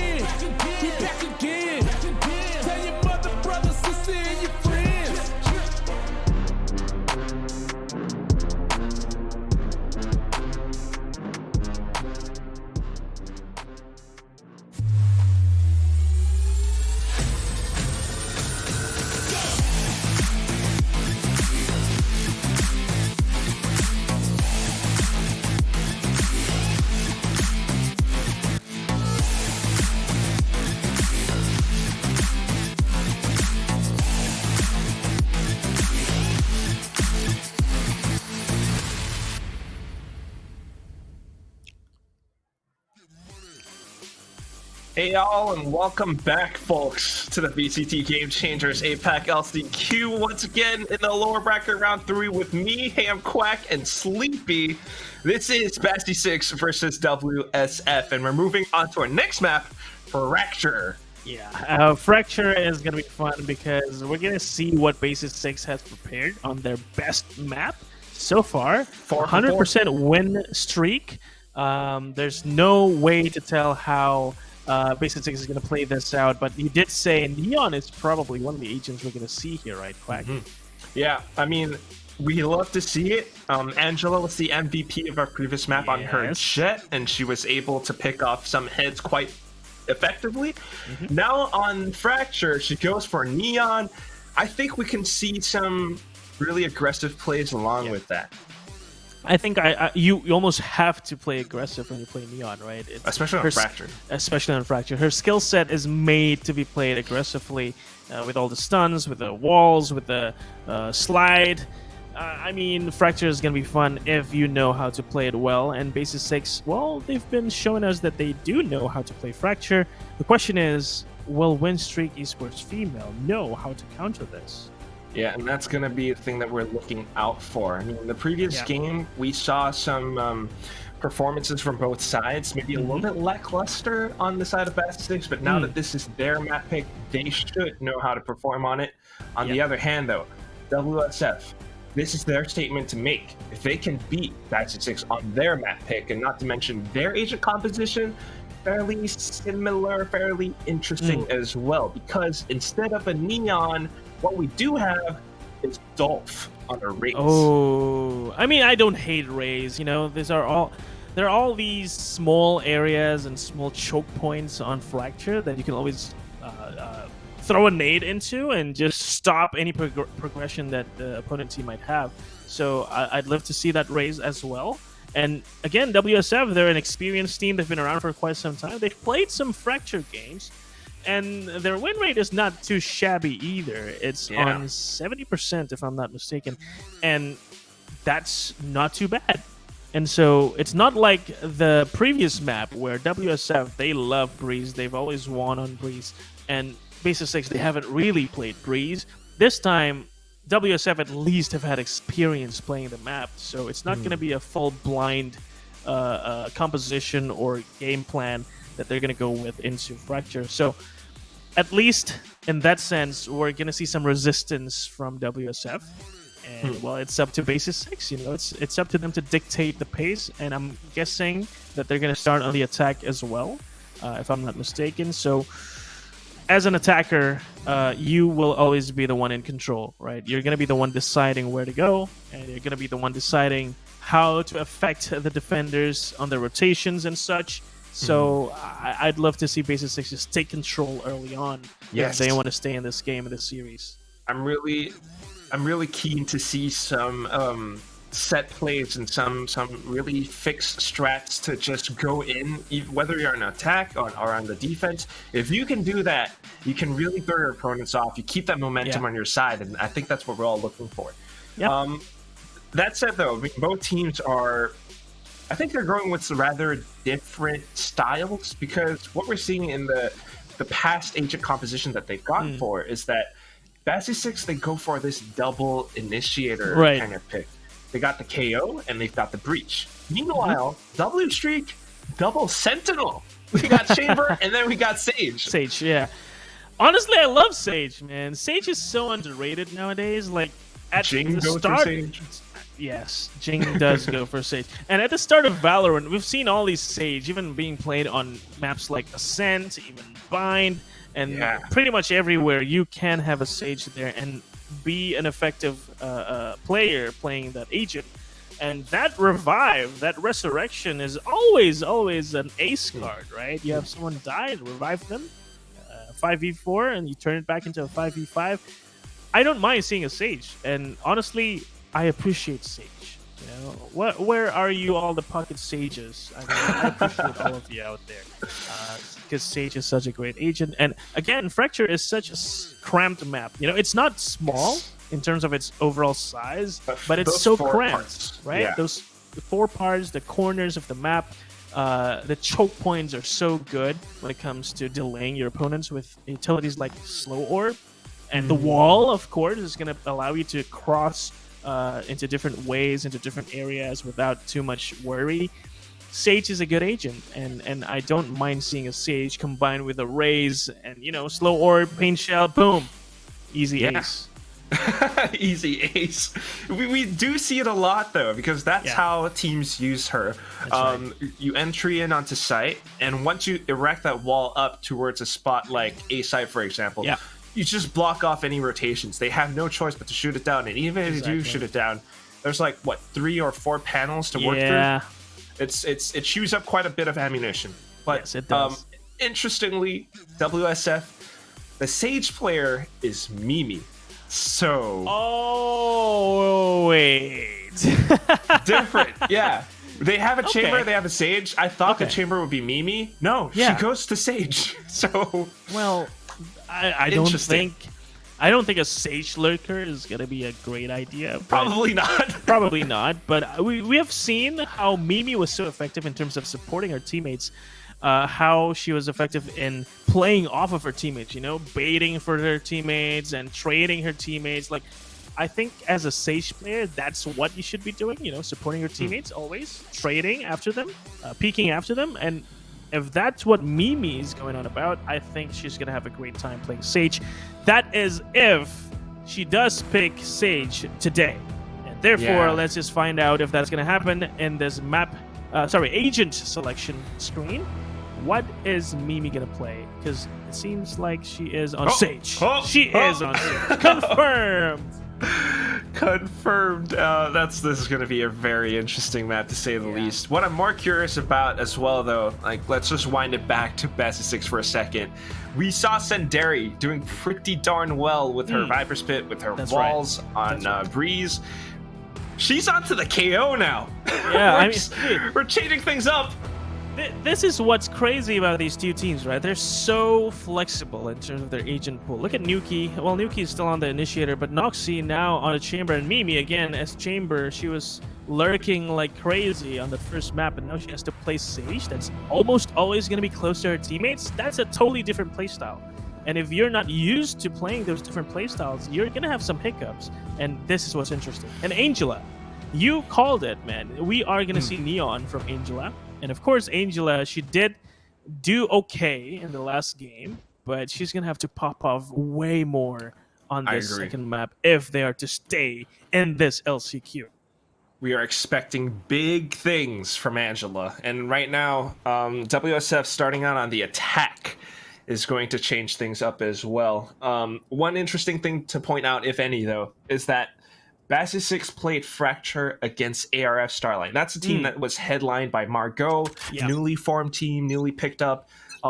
They beat them. They wrecked them 13-3. Oh, God. So this should be a really strong map for BASSIS, and I'm expecting them to do incredibly well right now. Pop Flash through a Sky Smoke. Oh my gosh. Moxie, she instantly ducked in the cover, though. Swaps off to a Classic because she was hit by the 0 point, and that's a free frag for Felsi.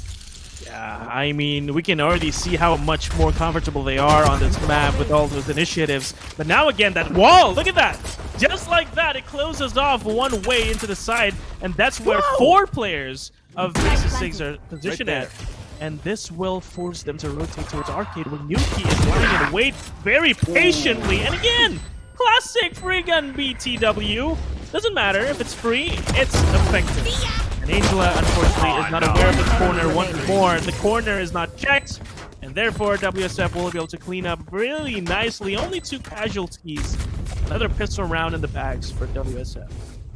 A little bit unfortunate, but you call this, Sleepy. That one wall just turned the entire site into the Tower of Babylon or something. Like, no one else could get in, And they had no choice but to break it through first. I think Senderi was trying to go in from tunnel, and because of that kind of staggered formation, one person peeking out first, it made it so much easier for WSF to focus the post plant. They knew where the rest of them were coming from in that street. So back into the next round now. Slow push. Making sounds back and forth the zipline. They forgot the spike. It's not a next level strat of, you know, oh, let's make some sounds going into this area of the map. No. We just forgot the spike. But what they didn't forget is how to play with the. Oh. No! Wait! Kit Kat! She's gonna let them go through tunnels. She's gonna peek out with a shorty. Not the best idea. And of course, Nuki not forgetting her Vandal in the second round. This is what we saw last game, where WSF, they're not afraid to invest in rifles so early on. Going into the bonus round, it's gonna be really good. And the wall once more.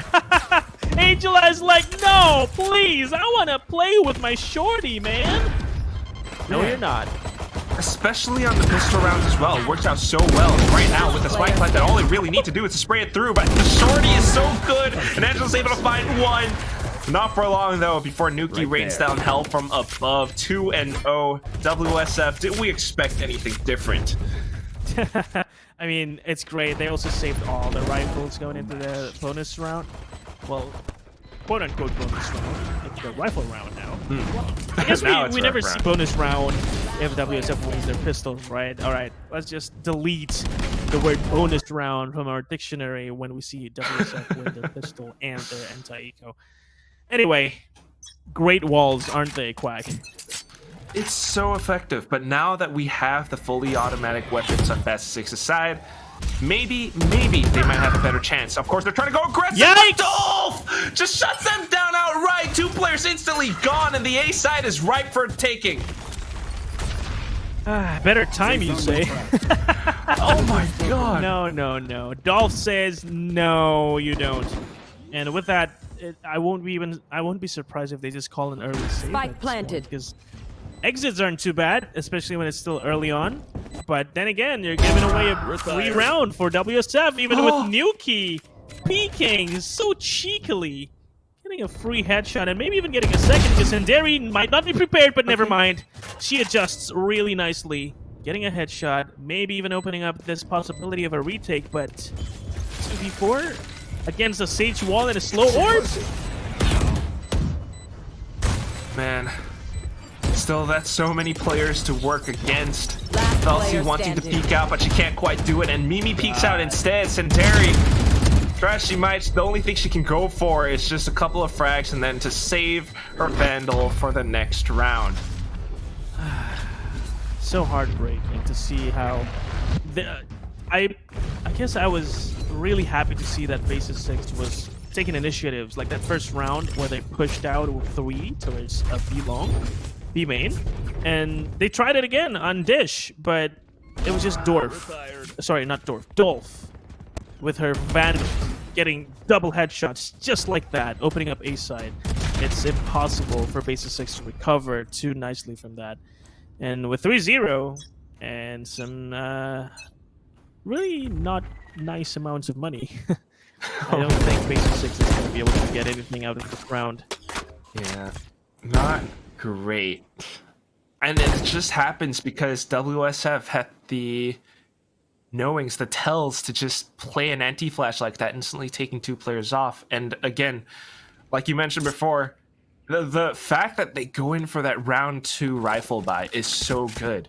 BASSIS right now trying to do whatever they can. They're passing the Vandal around, maybe to make the most out of it, but even then, Angela can't quite peek out the way that she wants to. And the timing at the wall again. Noxie so effective with that lurk this time. She's taking some pages off of the Mimi playbook, lurking at the chamber towards that B main, and it's so very effective, leaving only 3 players now. Kit Kat, Felsi, Miguel.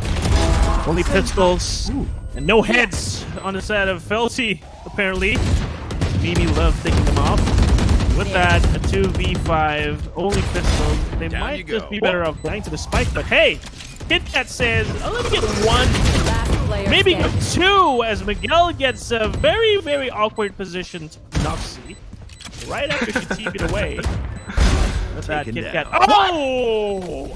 I love seeing some of these spicy shots from Kit Kat and the gang, but a little too late because 4-0 is now the score. BASSIS, I want to see more of those. Maybe do it early before you allow a WSF to site. I think they're trying to, though, Sleepy. I mean, we see Angela peeking out, but unfortunately, it's WSF again, they wait for those peaks and then they go into sight. And even though there was quite a bit of damage done, they lost 3 players. They're still doing pretty well. WSF 4-0. They have the rifles to work with. BASSIS really need this round, and they are trying. Look at this push coming out. Angela all the way into the other side of spawn. She takes out Noxy and instantly backs off. That's great. I mean, just get one, and you know for sure that the other players are going to be rotating towards the other side. And so just group back up together and go for the retake together at a 4v5. That's great. I think you'll have a great chance. But unfortunately, for BASSIS 6, you can see the ultimates on the side of W. You have a Rolling Thunder, you have a Showstopper, and even a kill from the side of Rosie, allowing her to play with that. I guess not with the Orbital Strike, because she's just dead. But still, look at the Showstopper. Activated. Positioned really nicely. Will get one. Miguel and even turns back to get the headshot onto Angela. And 2v3. They are going to be remaining. Either and Dolph not done just yet with the Vandal. Leaving only Felsi. Maybe even going to try to get some exits, but exits are not what you want. She's not even going to get that. This is just not good. Not enough from the side of BASSIS 6. They need more. Even though it was so good. Angela got the first pick off. It's still not enough. I can't believe it. It's such a good call from the side of WSF. They see that push coming out. They're like, okay, they're coming out of B. Let's just run it down A. Yeah. They're probably not there, and somehow it just works out. Not to mention, once the spike's planted, again, similar issue to what we saw. Yes, the post plants, the retakes. It's tough for BASSIS 6, and I think they're losing a bit of confidence, Sleepy. That's why this timeout is being called as well. They need this. And again, we saw the effectiveness of that Sage. When Angela was pushing, there was already a slow orb waiting for her. So in theory, she could have gotten even more after the first pickoff. But she saw the slow orb on the ground, and she said, I can't go further. And that allowed WSF to just rotate really quickly and get onto the side on A. And again, more walls, more slow orbs, and that allowed WSF to get all these good positions, making it really awkward for BASSIS 6 to just try for the retake, and they can't. That's it, you know? They just can't go for the retakes with all those utilities. And the worst part is that WSF still saved almost all their ultimates. They only used the Showstopper. They still have Rolling Thunder. They still have Orbital Strike. They still have a Res, for God's sake. Oh my god. This is insane. You want On to the play, other side, though, let's BASSIS play. 6, I guess the conundrum that they have this round is, do we want to use our ultimates and push out? I guess they really do. They're just running it all over the place again and leaving Felsi alone on the A side. She's hearing them coming in from ditch. She's preparing for the push. All the paint shells out, but it's Angela that actually dashes up front with the overdrive. Unfortunately, a little bit burnt out. She's still able to get a second one. And then the orbital strike from above. It pushes WSF all the way onto the other side. Now this is a question of timing. Can BASSIS 6 actually make it onto the B side before WSF do? I think they can, and this is such an interesting round from Angela. She's just running all across the map, back and forth, to catch wherever a WSF is trying to go into. And no, dry peeking is an operator. I've seen this story before, and it didn't turn out too well. But thankfully, there is still Angela with that frenzy of all weapons. She's got 3. We'll try and get a 4v3 into their hands, and just zip lining across. That's so funny when you see it from her POV. Yeah. But hey, it's a 4v3 retake. There's not even a plant yet. 30 seconds They left. have Rolling Thunder. BASSIS 6. Charges. They could use it to stop the plant even. Oh my gosh. Oh! One enemy That remaining. was such a good position, but Nuki just comes in from the top and instantly flicks onto her head. It's all up to Angela now. She's gotten the 4th. She's en route to an ace, but Noxy is aiming her down with that Tour de Force all the way from the other side of bench. And it's just the perfect frag. 6-0. WSF. So dominant, Sleepy. Man, I've seen that story before, Quack. The operator, people peeking into the crosshair without utilities. Like, how many more times do we see this in this game? I hope not too many. As we can't be seeing that all the time. Look at that. And of course, props to Noxie as well. Just always hitting the shots when she needs to. Giving the rounds again and again to WSF. Like, yikes. This is a big yikes for me. And again, we're going to see that initiation towards a base. Okay. But Mimi is always ready on that zip line. She was like positioned right when it's like she has one hand on the zip line and one hand on her Vandal, and anytime she sees someone's pushing, I'm noping at Bye. Potentially, but you can also tell BASSIS in this round, they have the full buys. They really want to make use of them. And that's why they're not really peeking out this time. Playing it safe, watching the angle. She spots the shoulder and gets the first shot. Felsi gets the second as well. Also still has the potential to rendezvous away, but no. Gets peeked out by Mimi instead. And then the wall comes forward. It's another plant possibly for WSF. Another plant, another post plant, but this time there's a preemptive Rolling Thunder, not allowing anyone to plant the spike. But the problem is they're not following it up nearly as quickly as they need to. But Angela will find a kill from behind, will allow this retake to be initiated way more quickly, and this is what we needed to see from BASSIS 6. Do not allow access for WSF to get into the site and do a post plant, because then it would have been too hard. But if they catch them before the plant is even down, easy peasy. First round will be on the board as Noxie. I think she's just looking to save this operator to go into the next round. 10 seconds left. Yeah, heavy investment. Might as well try to carry it forward. But, I mean, that said, this round, the anchor potential coming in from Felsi, getting those two first initial frags, it really gave them such a big boost in terms of defenses. Give them such a big boost in terms of not allowing WSF to go in for those post-plant holds. Yeah, it was key for, and this is the WSF classic. Lose one round, take a pause, and just talk about it, and don't allow that to happen ever again. It's like the coach is like, we lost one round? This is a disaster! We can't allow this to happen. We do not lose a single round in this game. Well, win streak. We're win streak, How can our win man? streak Where's get our broken? win streak? What kind of win streak if we lose a round? And I love that. I love the consistency with that branding, right? We have a win streak. We need a win streak always. And well, this just doesn't feel right for BASSIS 6, honestly. They're trying everything they can. They're always having these initiatives to push the base out from arcade, from dish. It's just not working out. The only time I've seen it work out was when they tried for that pistol round push towards B main.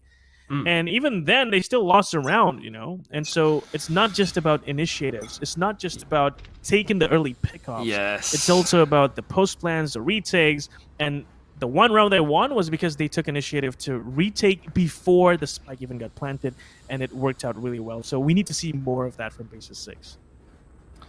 And, well, given their current positions, it almost looks as if they're not going for that. In fact, they're going to try to push out again. Every time they do this, there are tiny gaps, and WSF knows how to exploit it. If they can find the frags, though, this would be a completely different story. So Angela, she has to show up right now. Goes in for the slide. Doesn't quite check the corner, but Miguel covers her back, and just like that, they actually take out 4. Noxie, all the way on top of Dish. All the way on top of Drop. They have no idea that she's here. She doesn't have the spike, though. That's the issue. Yeah. I love it. I love how we were instinctively calling out a corner because she wasn't really checking that corner after throwing out a stun. So potential disaster there, but thankfully they sorted it out. Good team work from the side of BASSIS 6, and that's what we wanted to see, right? And this time it worked out because it was so well coordinated. So many utilities were thrown out. There was the stun, there was the aftershock, the follow-up relay bolt, and then the flash. Everything went right for BASSIS 6, and I'm really happy for them that they can pull that off this time around. And Noxie, well, saving the operator isn't such a bad idea for 2 rounds, but when it starts to go into the savings account for 3, 4, 5 rounds, maybe you need to drop it and just go with your teammates. Yeah, it hasn't really been working out for them with the entries, or you can see that what they're trying to go for is a bit of that A-split push, but because her teammates are dying towards A main. 10 seconds left. It's tougher for this operator to actually become effective. So Yeah. if BASSIS can actually repeat this strategy, it could work out. You just need more initiatives like that, I guess, from the side of BASSIS. Or maybe even if they don't go for those early pickouts with those early setups, maybe just don't allow WSF to get easy access onto the site.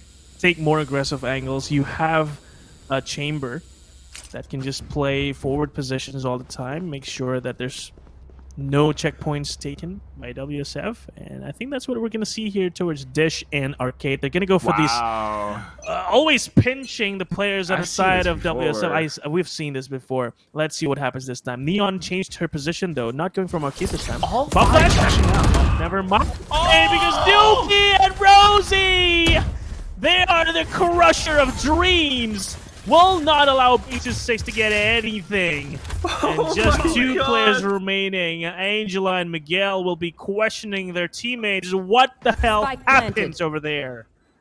I am in tears, Sleepy. Angela trying to fight back though, again with the slide. She kicks things into high gear, but unfortunately getting taken out by Nuki. Miguel comes back in with a trade, but she still has to work against 3 players on the other side. Wants to use the flashpoint to get control over tower, but as soon as she pushes up front, gets slowed down. They know where she is. She can't quite push out. Uses the aftershock to kind of get a little bit more space, but here comes the pink shot. She gets another headshot though, but so low. Mimi, a single shot to the chest, and that is WSF with their 7th win on the board. I mean, I respect That start. going for these initiatives, you know, but lining up and not having a really good, like, I loved how they stacked all their utilities the other round when they tried pushing for A main. They threw out a flash from Breach, they threw out a relay bolt, they threw out Aftershock, and then another flash from Breach. This time it was just the single flash from Singari. That's just not enough. So this time though, again, the fault line, but wait, what are you trying to do? And she is still alive! What in the world is going on? And Nuki is like, oh my god, my aim. Wait, but I look hope at this. nobody saw that. Oh, dancing around, but the control because of that one sky smoke, and she gets Spike 2! down, Mid-slide! attacker spawn. A second headshot! Dolph, it took Dolph just to shut that down. It's so chaotic, and I love it. BASSIS, they're actually able to find something off of some of these insane plays, insane movements by Angela. Like, she's not even scared to peek out that way. She has Nuki to thank for though, because Nuki didn't kill her there, and Nuki was like so frustrated with the shaking. But hey, Kit Kat will get one. Nuki not gonna miss this time around. Got a good handle of her mouse now, but it is still a 2v3. And Rosie will spot out Miguel towards a defender spawn, but now that's going to be a call to rotate all the way back to A, but this time, I don't think they'll have enough time 30 to seconds get left. into the side before BASSIS does. And that means it's going to be another good defense on BASSIS side. At the very least, WSF, they have 3 sky smokes to work with, so perhaps that could give them an edge. And if they can take down at least one player, it would make things so much easier. But Nuki, oh no, what happened with her mouse? Rosie is there to back her up, but she's trying to get the spike planted. 10 seconds left, and Aaron pushes in. She cannot go for this any longer, and Rosie has no choice but to peek out. And Miguel just gets the easy burst. 3-7, BASSIS. They managed to fight their way back in. What happened to her mouse? Oh no. Dude, it was so unlucky though that she flashed herself when going into that A side, because if she didn't get flashed by her own, I think she would have been able to respond to that early kill, and maybe that would have given her some time to plant earlier. But unfortunately, the plant came at a time when BASSIS was ready to just storm into the side. And again, we're gonna see Angela though. But this time it's not working out. It's not gonna work out this time. The gamble has fallen through. But it doesn't seem like WSF are aware of this push, and so there's a question of timing. Look at Angela. What is she doing? Oh my god! How is this working? She's going in from behind. It's the perfect Miguel from the front as well. And that is it indeed, Sleepy. Flawless round win before the for switch. BASSIS. And it's all thanks to Angela with her just really fearless plays. Yeah. I love her for this. Always so brave every time she has her overdrive on. Like, look at WSF. They did not even see this coming. They didn't see this coming at all. And this is something that they have to sort out. They almost have to put someone on either side of their bases always, at all times, Hold. to just know where is BASSIS 6 pushing this Yes. round, and then just go the other side. But as they try that now, BASSIS 6 just decided to just slow down. Oh my gosh. And then Angela with an operator too? What? Oh, yeah. This is... It's so... It's like on the opposite ends of the spectrum, and all of a sudden Senderi's hiding in such a corner, gets a one, gets a triple! Oh my god! Rosie has to make it back with a double, but then comes Angela and Felsi again! They tried to go into side Sleepy, they tried! They try it. Oh, I love it, Senderi. That was such a cheeky position to play in. And she was stunned too. But getting Oh that my first God. headshot while being stunned was the key, I think. Because otherwise, that would have been it, right? Getting 3 there? Down My B. goodness, that was perfect for Senderi. And it's just such a quick reaction from Angela as well, like unbelievable. It was an interesting way to come back in, but it's just thanks to Senderi hiding in that one spot.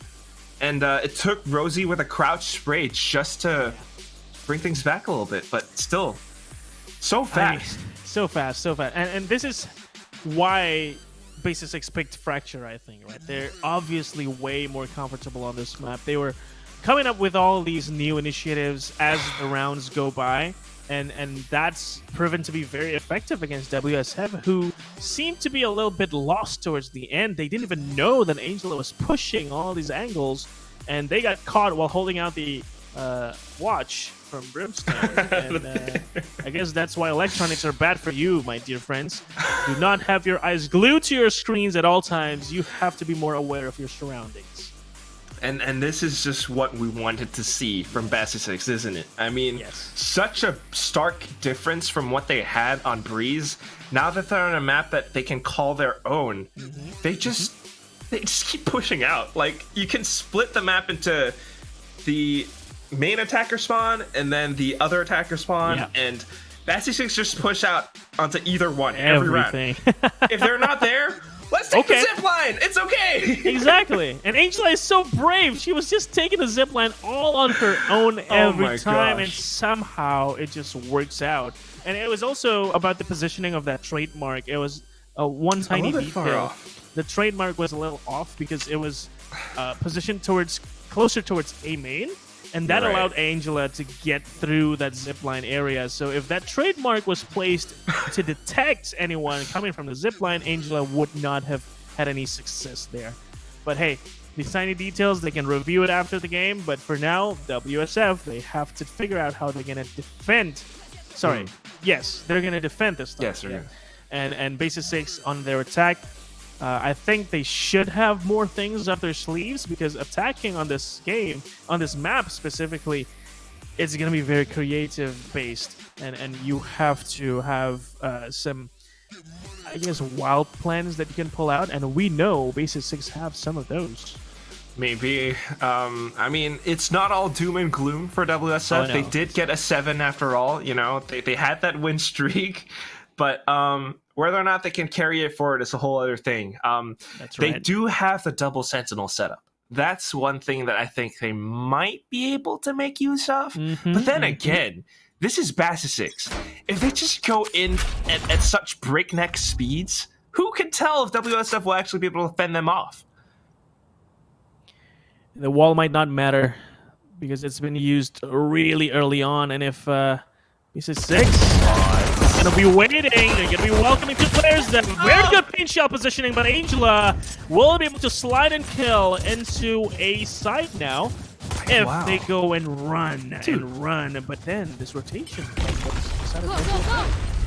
How is she doing this? I mean, what? She just slides all over the kill. place. And all of a sudden now, trying to go in for the site. They see that there are players around the spot. Let's just rotate over. They even pinged out like, okay, this could be where they're hiding. Maybe there's a player towards tree. Such a good call. That is. I love the adaptation on the side of BASSIS. They're not afraid to change directions mid-round, and I think that's important for a team to be able to adapt to whatever is happening on the side of the map. But as I say that, nothing is going right from the side of BASSIS, as 3 of them get taken down, and Sinderi is now left in a 1v2. She's gonna be able to spot 2 players. It's the timing on her side. Yes, on the side of Nuki. And Mimi apparently will be able to trade it out in the end. And unfortunately, in a 4v3, BASSIS did not find a ring. Another pistol for WS. Such a close call too. Senderi able to take out the first player because Nuki was low. Almost with the headshot onto his Mimi. Close. Oh, that would have been it, Quack. That would have been it. And now because they lost that round, I'm surprised that WSF didn't go. Maybe because they didn't have the plan. Where's the Vandal? Where's right? This is not WSF. Hello, excuse me, production. Change that name. This is not WSF, but hey. Whoa, hold the up. combo. That's a great nade, as we talked about in the pregame. Slow orb plus nade, boom. Easy ace. Well, maybe not an ace, but that's damage to all 5 players and even a kill. Man. Oh my god, but the BASSIS are not letting go of their W keys. They're running straight into the boom mod, running straight into the rain of Spectre bullets, and it's 5-9. Oh like no. That. And this is the first bonus round, technically speaking, for W Strip because on this 3rd round in the second half, they don't have a Vandal, they don't have a Phantom. They do have 4 Spectres and a Marshal, though, and I think Noxy will know how to use this gun against these 5 rifles on the side of BASSIS, so there is still that potential of winning this bonus round, but I do hope that Angela will be able to find more of those slight kills. Man, I certainly hope so, but look at how BASSIS are switching up the pace, trying to go through tunnel. We've got Felsi watching towards tree. And it's inciting a bit of confusion. There might have been a sound, though, because we're starting to see rotations from WSF. Standstill between these 2 teams. Finally, utility got thrown out. That's going to reveal Mimi's position, but that slow orb, that's not going to allow anyone from the side of BASSIS to go anywhere. The wall is still up even, but they're just waiting for it to go out. Yeah. Oh. Kit Kat? Mimi. Mimi's still here. There we go. Oh my god. Oh! But the Spectres with a running gun able to take out almost 2, and they can just pick Sinderi off easily because of the null command. And still, we are back in with a 4-4. WSF, they might have the positions, but without the guns, it's going to be a little bit tough for them to go in for the retake. Almost landing the Vandal shot, but getting caught out by the tag. Kit Kat, she lost her head. And now, Felsi, still on the other side of tree. WSF are considering it. 2 more players, 1 from bench, 1 from tower. They are looking for it. They're getting flashed as well, but they managed to cross and slip the net. Felsi's still able to land those shots, though, and it's doing so much to block them off. Running out of ammo, Miguel swaps to the classic. And just because of the stun, the Spectre cannot do all that much. No. Again, back to a very nice score of 6-9. 6-9, let's go. Very nice. I like it. Very nice. But that run and gun, though, that almost gave BASSIS a heart attack. But thankfully, this time, their post plan worked out very, very well. It's amazing to see how they were so spread out, but it was still very effective because everybody's just hitting their shots, and well, there was the gun advantage as well. And this is why WSF, you should never buy Spectre second round, man. If they only had Vandals and Phantoms, I think they would have won. If only. If only. Operator on Noxy, though. This might be the key. And we'll just have to see where Noxy is positioning herself. And this is actually good. Noxy is ready for this progression from the side of BASSIS, but I think they will have a flash. There we go. Flash forces her out of the position. That will take care of that operator from the side of Noxy. Not too bad though, but it's the sky smokes that block her off. Mimi knows that Angela's trying to come up through tower, and she goes in with a perfect peek, gets two, drops the slow arm, and instantly backs off for the heal. Spots out Senderi as well. A third one coming in. Classic right click, not quite landing, and that's where Miguel shuts down that kill streak for now. Nuki just comes back in for the trade though, and it's doing so much to keep Miguel pinned down and trapped inside a tower. Oh, so claustrophobic. Yeah. Do I peek out? I can't. What do I do, Sleepy? Oh my gosh. Does she jiggle? Does she shoulder? She can't. Noxie with the operator makes it sound off. And 10-6 WSF. They reign supreme. This is literally what we saw last game. Just a bit of an effort from BASSIS 6 to get into the side, getting delayed by Mimi, walking into the crosshairs of an operator from the side of Noxie. Like, Remaining. a lot of things that we saw have been taken care of, but also then they slide back into bad habits and just lose around like that. And I have to mention something, Angela. It was a bit unlucky that she pulled off a relay bolt that didn't really go where she wanted it to go. And that allowed Mimi to just easily pick her head off and prepare for a second round. And Noxie again, are they going to peek directly? Noxie, no, that's an uncharacteristic miss. That would have been a free kill for WSF to get another round, but alas, luck is on the side of BASSIS 6 this time. At least for now, you can tell that Angela is waiting to go off with the overdrive. Pop it. Sky smokes out. No! This is not what happened. Oh, the fast lane into the wall. And because of that, she can't really get onto site safely. She waits for the sky smokes and then slides in. Goes off the ropes as well, trying to cut off some rotations. Goes in for the tracking, but no. Noxie shuts that down outright. And 3 players are all that remain. They don't have the guns. They're still on the other side. But look at what's happening on the mini-map, Sleepy.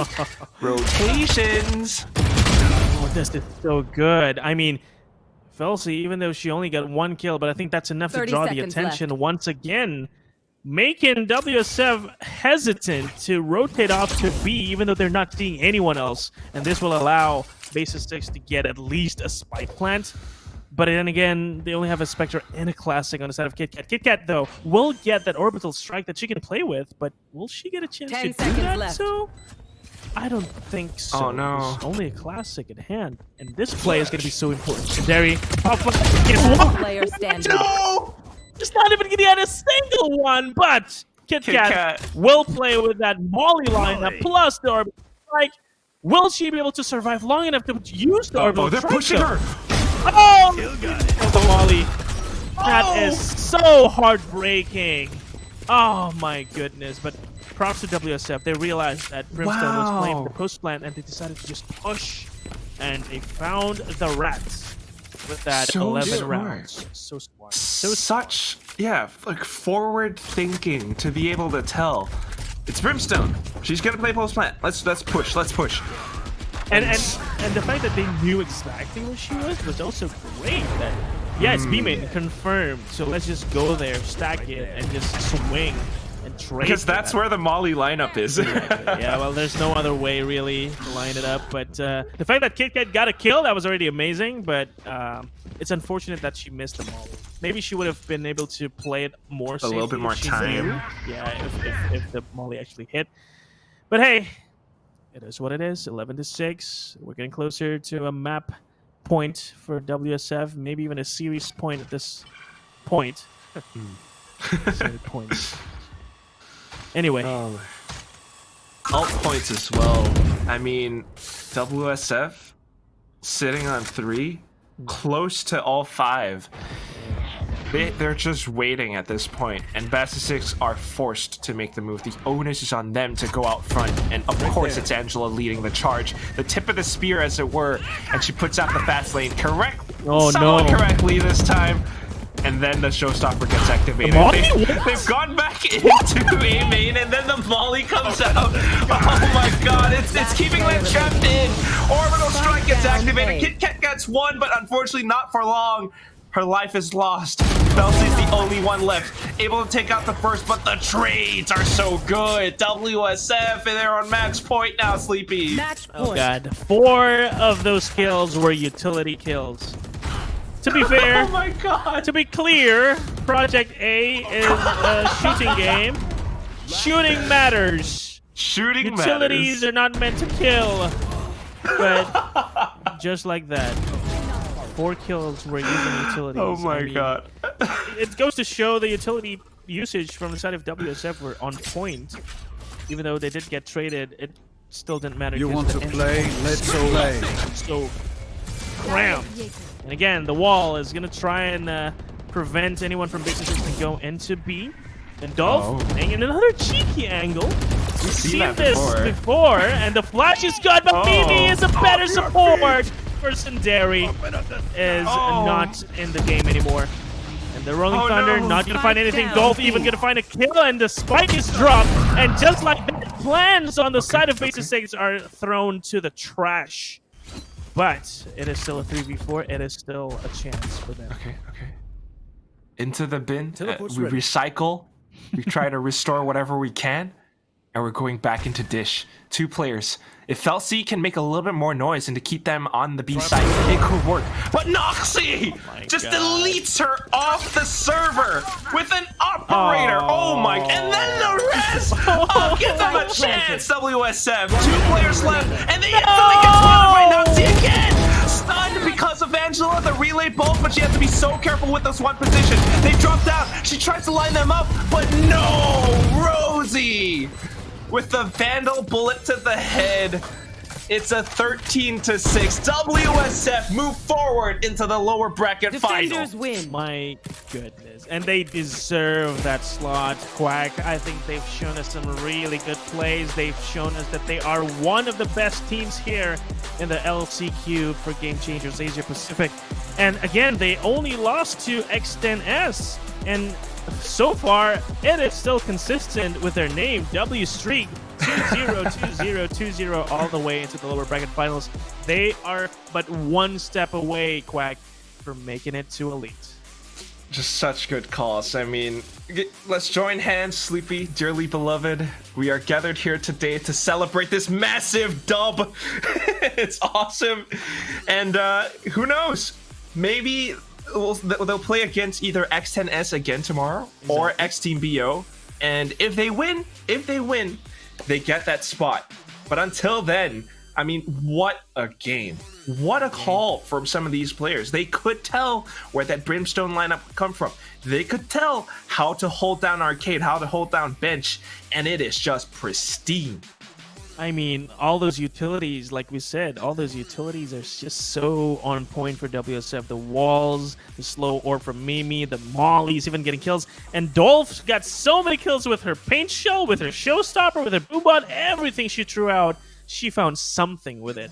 And of course, Dolph is going to be sitting on that MVP title together with Angela. Angela, my heart breaks for her. She performed so well this game. Even this whole series, Angela was always the one that gave us hope that BASSIS 6 was going to get back into the game, but it was just not enough. Angela, unfortunately, needed more support from her teammates. They just didn't come too well. And KitKat, the player that we try to highlight, just didn't seem to find her groove today, Quack, and that's just unfortunate. On the Brimstone, maybe a little bit uncomfortable, perhaps. I mean, she's certainly prepared. She's got some lineups, but they didn't quite work out the way that she wanted to. And again, I think you can tell that they have those ideas. They have those ideas of pushing out. Sundari, for example, the one position over by the boxes under ropes. That was awesome. They had some setups. They had some bits of support, some flashes for Angela as they pushed out, but it's just a little bit of anti-stratting from W Streak, a little bit of some gaps in their pushes that unfortunately didn't work out too well, especially on the attacking side for BASSIS 6. Yeah, I think you're right when you said there's some anti-stratting going on from the side of WSF, because they knew Fracture was one of the favorite maps for BASSIS 6. So WSF came into this with the thought of knowing where to go, especially on the attack side. You saw how Mimi was always prepared to just jump on that zip line anytime there was a push coming from Angela. And I think we saw twice where Mimi actually just slipped away from the grasp of Angela. And that allowed them to recover and actually proceed to win the round even. And only some of those times when BASSIS 6 got a chance to actually catch players of WSF off guard that they can actually win the rounds. But other than that, I think WSF showed us that they got some really solid fundamentals on this map. And of course, some unfortunate moments like that missed relay bolt on Angela, allowing me to get kills after kills. And Noxy again on that operator, man. Oh my god. That was like one time when BASSIS 6 actually dealt with Noxy's operator, like pushing her back towards the generator area. But then after that, they just re-peeked into her crosshair and just free kills all around for Noxy and free wins. Well, not free wins, but it was an okay win for WSF. Not too hard, and I think WSF really deserved this slot. I can't wait to see them perform even better later on when they play up against either Team X and X10 S. Yep, it's certainly going to be a big one. It's not going to be easy, but at the very least, they have gone forward. And unfortunately for BASSIS 6, that's the end of their journey. What an incredible showing. After this, though, upper bracket final. X10 Sapphire versus X Team BO. Thailand versus Singapore. Only one of them will get that spot today, and we will find out who after this break. Don't go away, guys. We will be back.